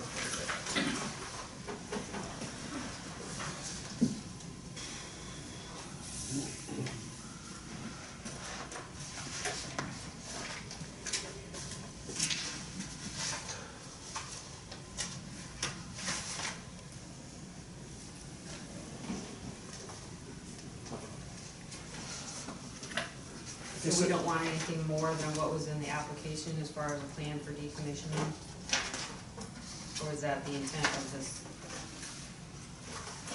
I don't think, you're not saying eliminate it, you're saying put our wording in that we want. Add language? I thought some of this maybe we didn't need. What would you take out?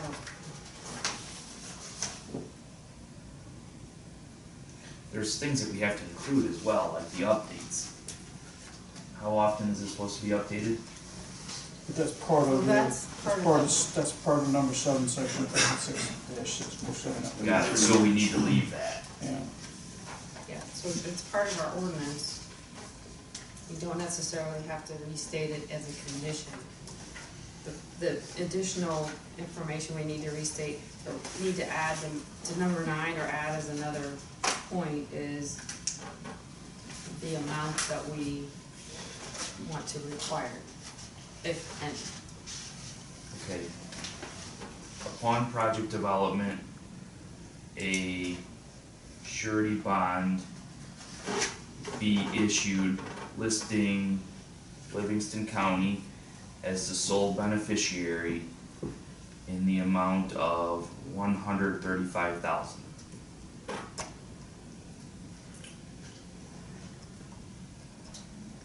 Something to start with. Yeah. I can't remember what wording you used. I was looking at our ordinance to describe the security financing or the whatever wording we used in there to repeat it as a special condition and then put the amount on there. I think I said surety bond. Is that the right kind of bond? Our ordinance lists the whole variant. I think it includes the lots. Yeah. So this, our ordinance reads, this security financing should be in the form of an irrevocable letter of credit or cash placed in a county escrow account. Okay. Keep going, next The one. county board may, in its sole discretion, agree to accept security or a portion thereof in another form such as a bond or corporate guarantee. Well, let me change mine from surety bond to security financing, and then that would be all encompassing. I agree. Okay, repeat what you said then. I'm gonna try this written down and make all this work here. Okay, that's fine. Which one did you want? Change it from security bond to? Starting at upon. Upon project You development. way back when you read it? Wait, On okay. project? Upon project development, oh, you Once I can't. start writing, it's Yeah. gonna move. Upon project development, a surety bond be issued listing Livingston County as a sole beneficiary in the amount of $135,000. Okay, you can go down. Upon project development, security financing be issued listing Livingston County as the sole beneficiary in the amount of $135,000.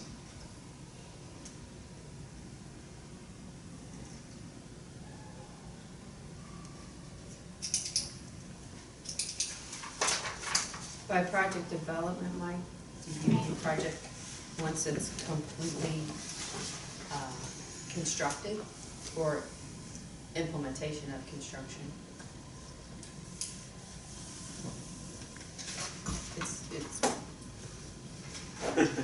It's just to be Right. clear for them, so they know they gotta get it up front, or by the time they're set up.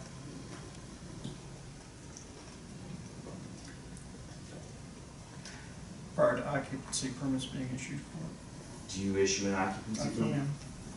That's another step.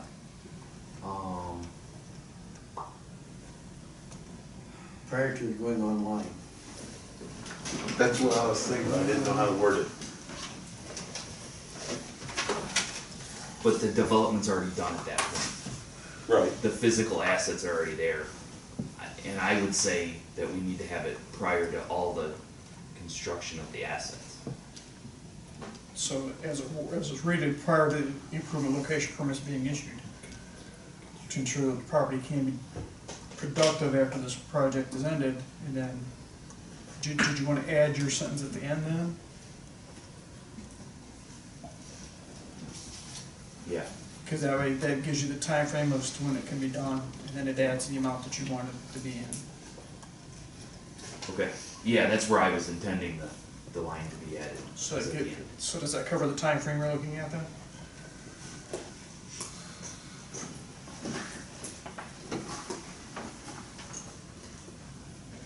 Yes. So like prior. So prior to improvement location permits, they'll have the bond in place for the assets that they intend to construct. Are you good with 135? We can talk about it. I mean, the number was 110, and kudos to them for bringing in more numbers. That helps us have this conversation. Right. The high number was 28,000 Right. on the actual disposal, and the low number was 12 or something less. And that was a non-local landfill, so some savings possibly in a local landfill, and maybe that trucking can get built into there. Both sites aren't real far from the landfill, No, not at all. and I think you can probably fit a lot of panels in 50-foot long garbage truck. The McLean County landfill is owned by the same company that owns the Livingston landfill. Okay. And McLean County is actually going to be closing that way, so it's actually coming to Livingston landfill within the next few years. So those are probably comparison figures that you can use. And with every 3-year update to the decommissioning plan, we can, Sure. maybe we need to reference that in the conditions that this amount Adjust can be accordingly. raised. They have to come back in 3 years and Right. say a That's little in more. order. Right. Well, yeah, yeah. So do you want me to just amend my motion to include that, what we just said? Let's make sure we don't have Oh, any yeah, other another one. changes to draft, to Okay. conditions. Are you guys all good with that number? Are you okay with the number, or do you feel that it's not adequate? I was actually surprised by that. I think the number is adequate. I think it will cover all the costs. Right. I know the term was thrown out, and this is why I asked him the question, was about 1.5 times. Right.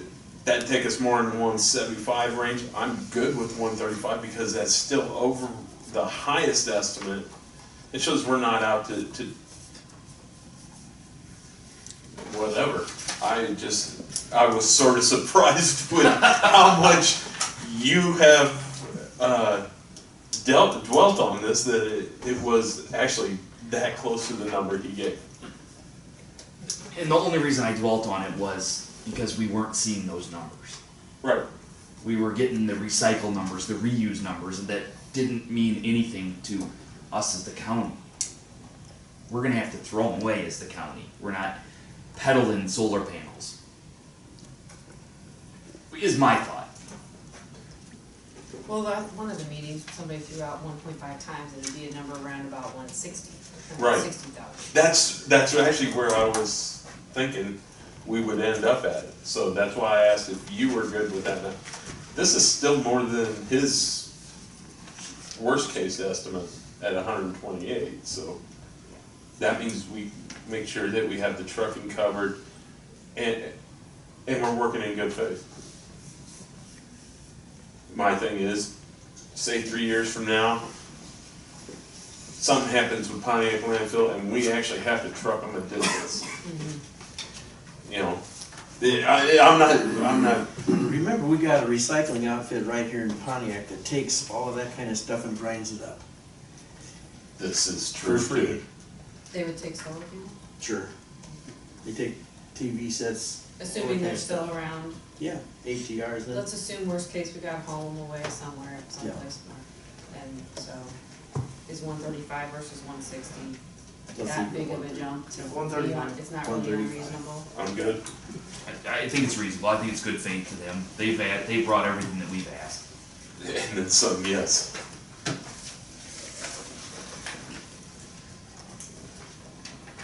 So if that's the only change to the draft well, it's the changes that we've already made to the draft conditions. The only other one that I thought would be on 12. So the county hires somebody, and then we say the bill is their responsibility. Does the county notify them that we're hiring a consultant? This is taken from the wind energy ones directly, that terminology we use, the condition of the wind energy. Got it, okay. I'm assuming that if you read 11 and this together, that that they're aware that there was a complaint Got that's it, okay. existing, so there's been some dialogue between the two parties. Okay. So, and in this particular case, I'm not too sure as to What that how we complaint- cannot have a discussion to resolve it. I mean, do they need to mow the grass 4 times a year instead of 3 times a year, you know? Okay. There's a hole in the fence that needs to be repaired, you know? Chuck, is the applicant kind of aware of the possible conditions that we're looking at here? They're looking at them as we're talking about. They haven't seen this previous? No. I don't think there's too many surprises. That's what I'm interested in. No surprises here? I would say, it's more than we're used to seeing, I think. And from what I can see, I don't see anything that we generally couldn't live with.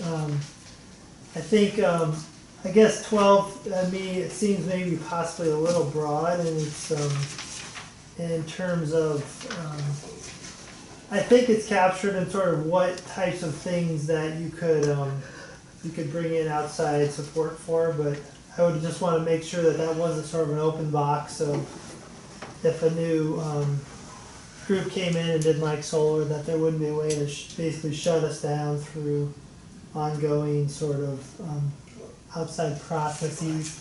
But Right, I mean, there has to be some sort of due process, so I mean, following notice and an opportunity to be heard, to your point, Chuck, if there's a communication ongoing, and, I mean, to Chuck's point, there's very limited practicalities as to what could actually occur out there.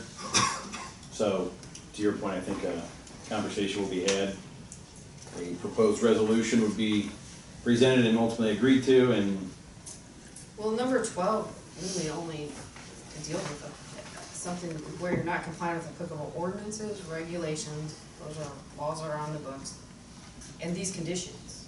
So the ordinance, our ordinance, any other state, local right, and regulation, You've gone out of the way these to conditions. show how you are compliant with our ordinance. right, And sometimes it may be 20 years down the road where somebody wants to put in,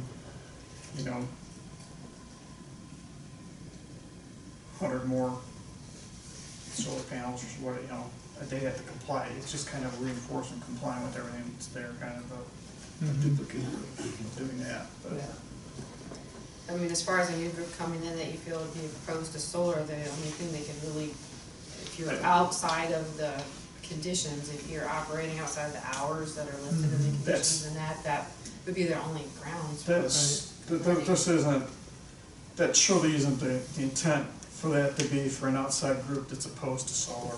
This is if you have an adjoining property owner that has an issue for whatever the case may be, or somebody knows that, you know, they have an issue they want resolved. This is not for, When your safety personnel drives through a ditch this is not of theirs. for, this is not for a competitive issue, you know, this is not, you know, that is not the intent for this.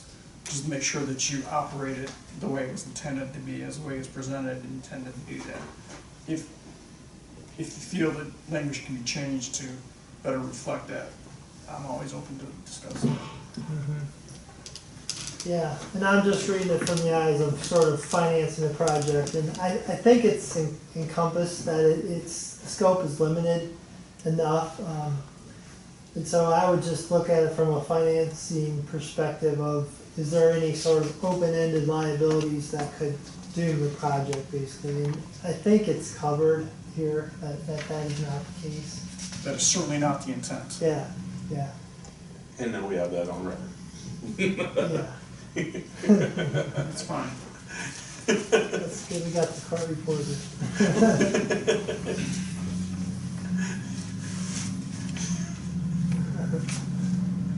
It's always good when you can catch somebody's intent on the records. Exactly. So you can take the copy of the transcript to your financing people to show that that was kind of the point.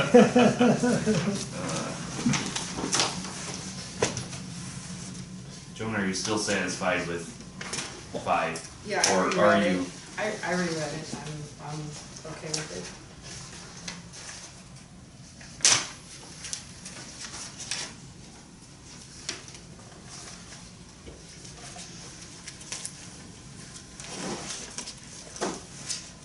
I think it's comprehensive, it's fairly thorough.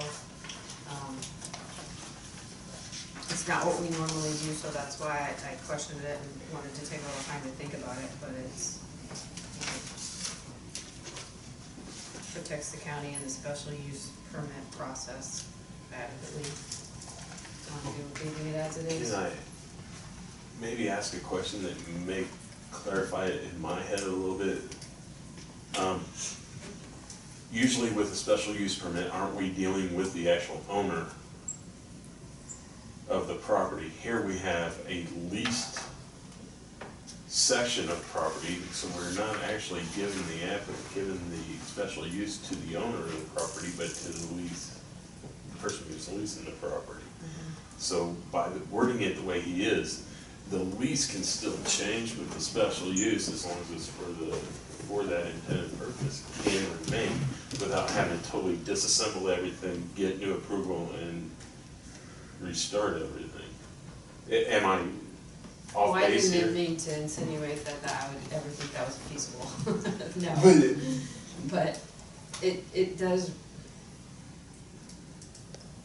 yeah, typically we're dealing with a property owner that's asking for a special, to do something special that they're doing on their own property, not someone else contracted to come in and do something on the property. So Right. it is different. That's kind of the way I saw it, was through the lease process, we have to allow them to be able to maybe change the name on the lease, even if, for some reason, without necessarily having to totally deconstruct and reconstruct. Right, I never thought of that.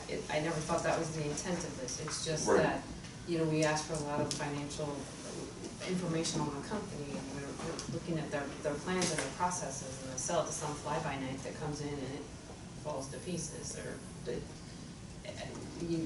I can't predict what can happen. Well, I understand where you were coming from with it, I really But after do. rereading it, because I read it out loud, so was I really comprehending it as I was reading it?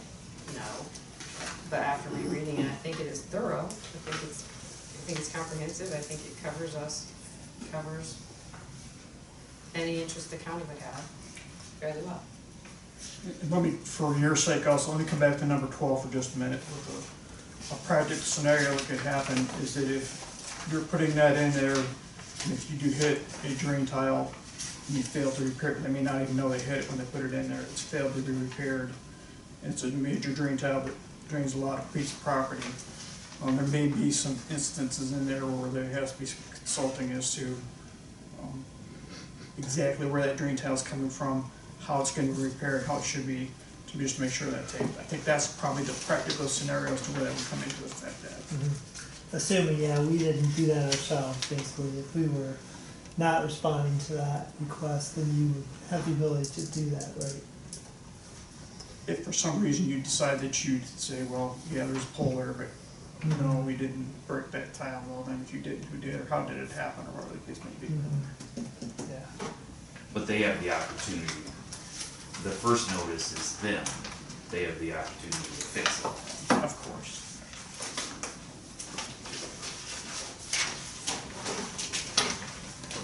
Okay, are there any other suggested conditions to be added?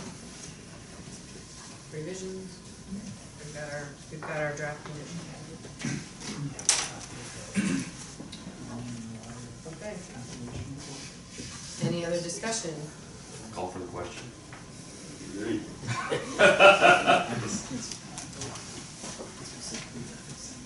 So are we okay with the motion as it is? Because the motion was to discuss the conditions, does the motion have to We be? just did, so maybe, You did make that motion.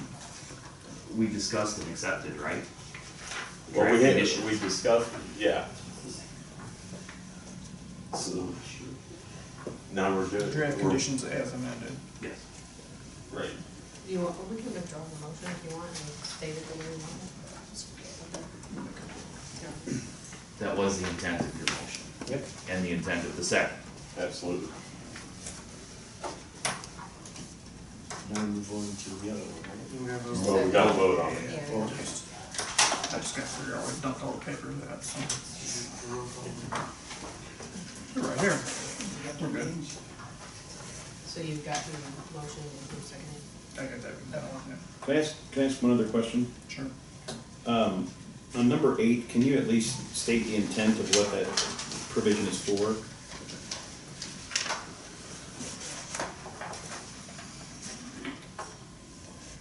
That's standard. Yeah. we- Okay, it's standard, in this particular case is, and why it's specific to this one and the other one, is that we realize that you're gonna go before the Illinois Power Authority in order to get this. We're gonna, if you're either gonna come back and say you're either gonna have it under construction, the report that's under construction, or you're not gonna be approved as far as the first grouping to do this. Right. And you may be able to come back and say, okay, we weren't approved, or we were approved, but we have to build it in 2021 or maybe 2022, or you can come back and it's just a matter so that the zoning board is updated as far as the status of what the project is.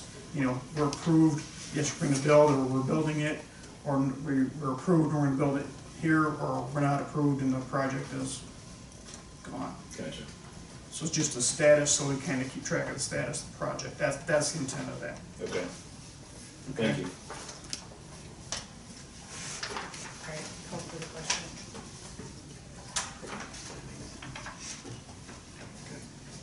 Now, Yes. James Blacker, Absolutely, yes. Richard Kiefer, Yes. Richard Running, William Flott, Yes, Gerald Earing, Yes. John Huesman. Yes. Okay, so that takes care of SU 3-18. And we close case SU 3-18, the economic solar.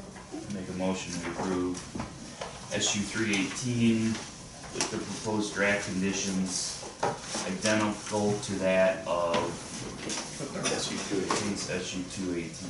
They're there's not, one they're not additional, they aren't exactly the same, the conditions. I have the additional condition as far as putting the living screen along Route 17. Okay. Yes, Nate, and that's, and the purpose of that is, in its ordinance there is, you know, with the landfill and with stone quarries, that's kind of one of those things where you have some sort of a screen between those. I realize that these things aren't exactly the same, but that was the purpose, to put it in there for discussion purposes, so that's why it's there, so. And they're already aware of that and had that in plans, didn't No, they did not have that in the plan.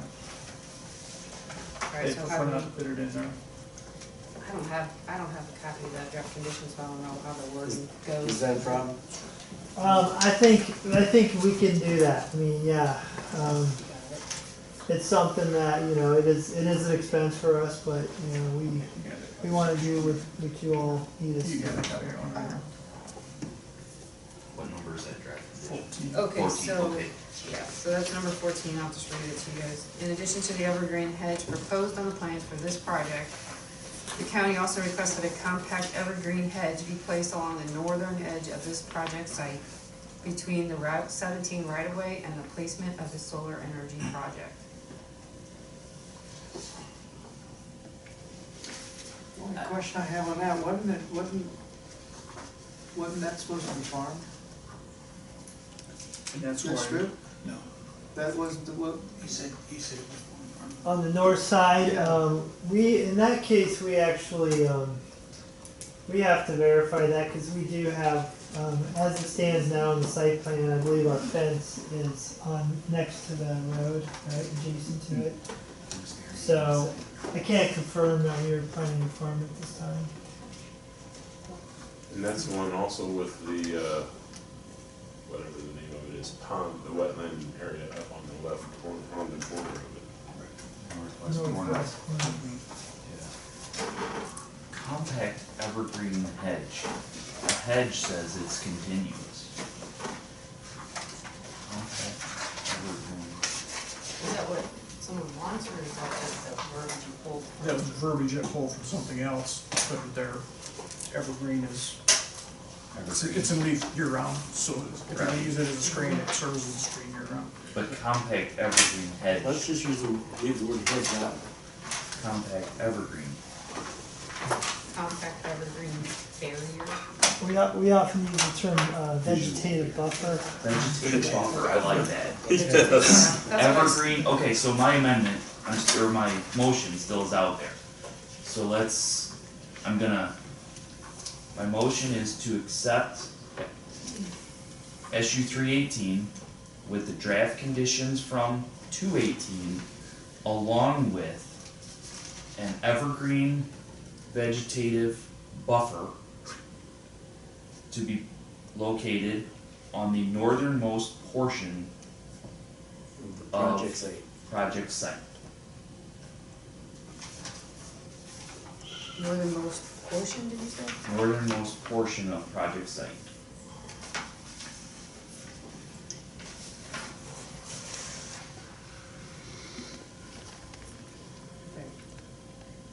The draft that Chuck had, come up with refers to Route 17. Are you guys are clear enough with northernmost portion of project site, or do we wanna reference, cause I thought the purpose was to block the view from Route 17. It doesn't make any difference. You don't care? I mean, it still serves the same purpose. Yeah, the northernmost reference it. portion allows them a little bit of liberty if they choose to farm and they wanna put it back a little bit, or just, Okay. it's north of the project site. Yeah, So- that's fine. It serves the same purpose no matter what. Right. So shall install an evergreen vegetative buffer, okay. Okay, got a motion, That was his motion. Second. got a second? Any discussion? Call for the question.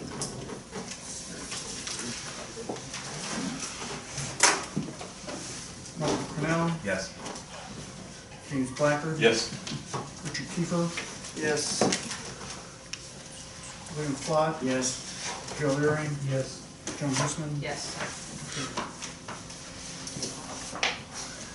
Okay, Great. Thank you very much thank you. for all your time on this. Good luck. Appreciate it. Okay, we don't have any other further business that we need to talk about, after we find out the back of this, do a motion for that? Yeah, you can do that if you want to. It's, you know, I know, so, you know how you wanna. I mean, I did draft something else. Am I, All right, so am I we- off, or are you guys still going? we're still going. Okay, So So we have the finding of fact and decision, which are just in draft form right now, so all our discussion and everything, our list of exhibits and everything will be included in that, so it's not finalized. We typically do it at our end of our meeting, somebody does a motion and second and to approve me signing the findings of fact. But since they're I not move so. final, so they're not final, I move that you can sign them at the point that they become final, at the point they become final. we may be outside of a meeting. We're okay. Being outside of a meeting. No, yeah, I mean, Do we at the next meeting? it'd be the next meeting. Okay.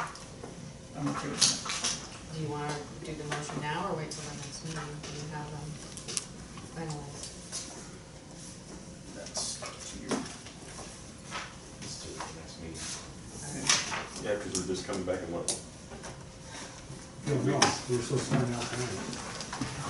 We'll come back on July 5th when you come back. We are gonna have Yeah. a meeting. Yeah. Okay.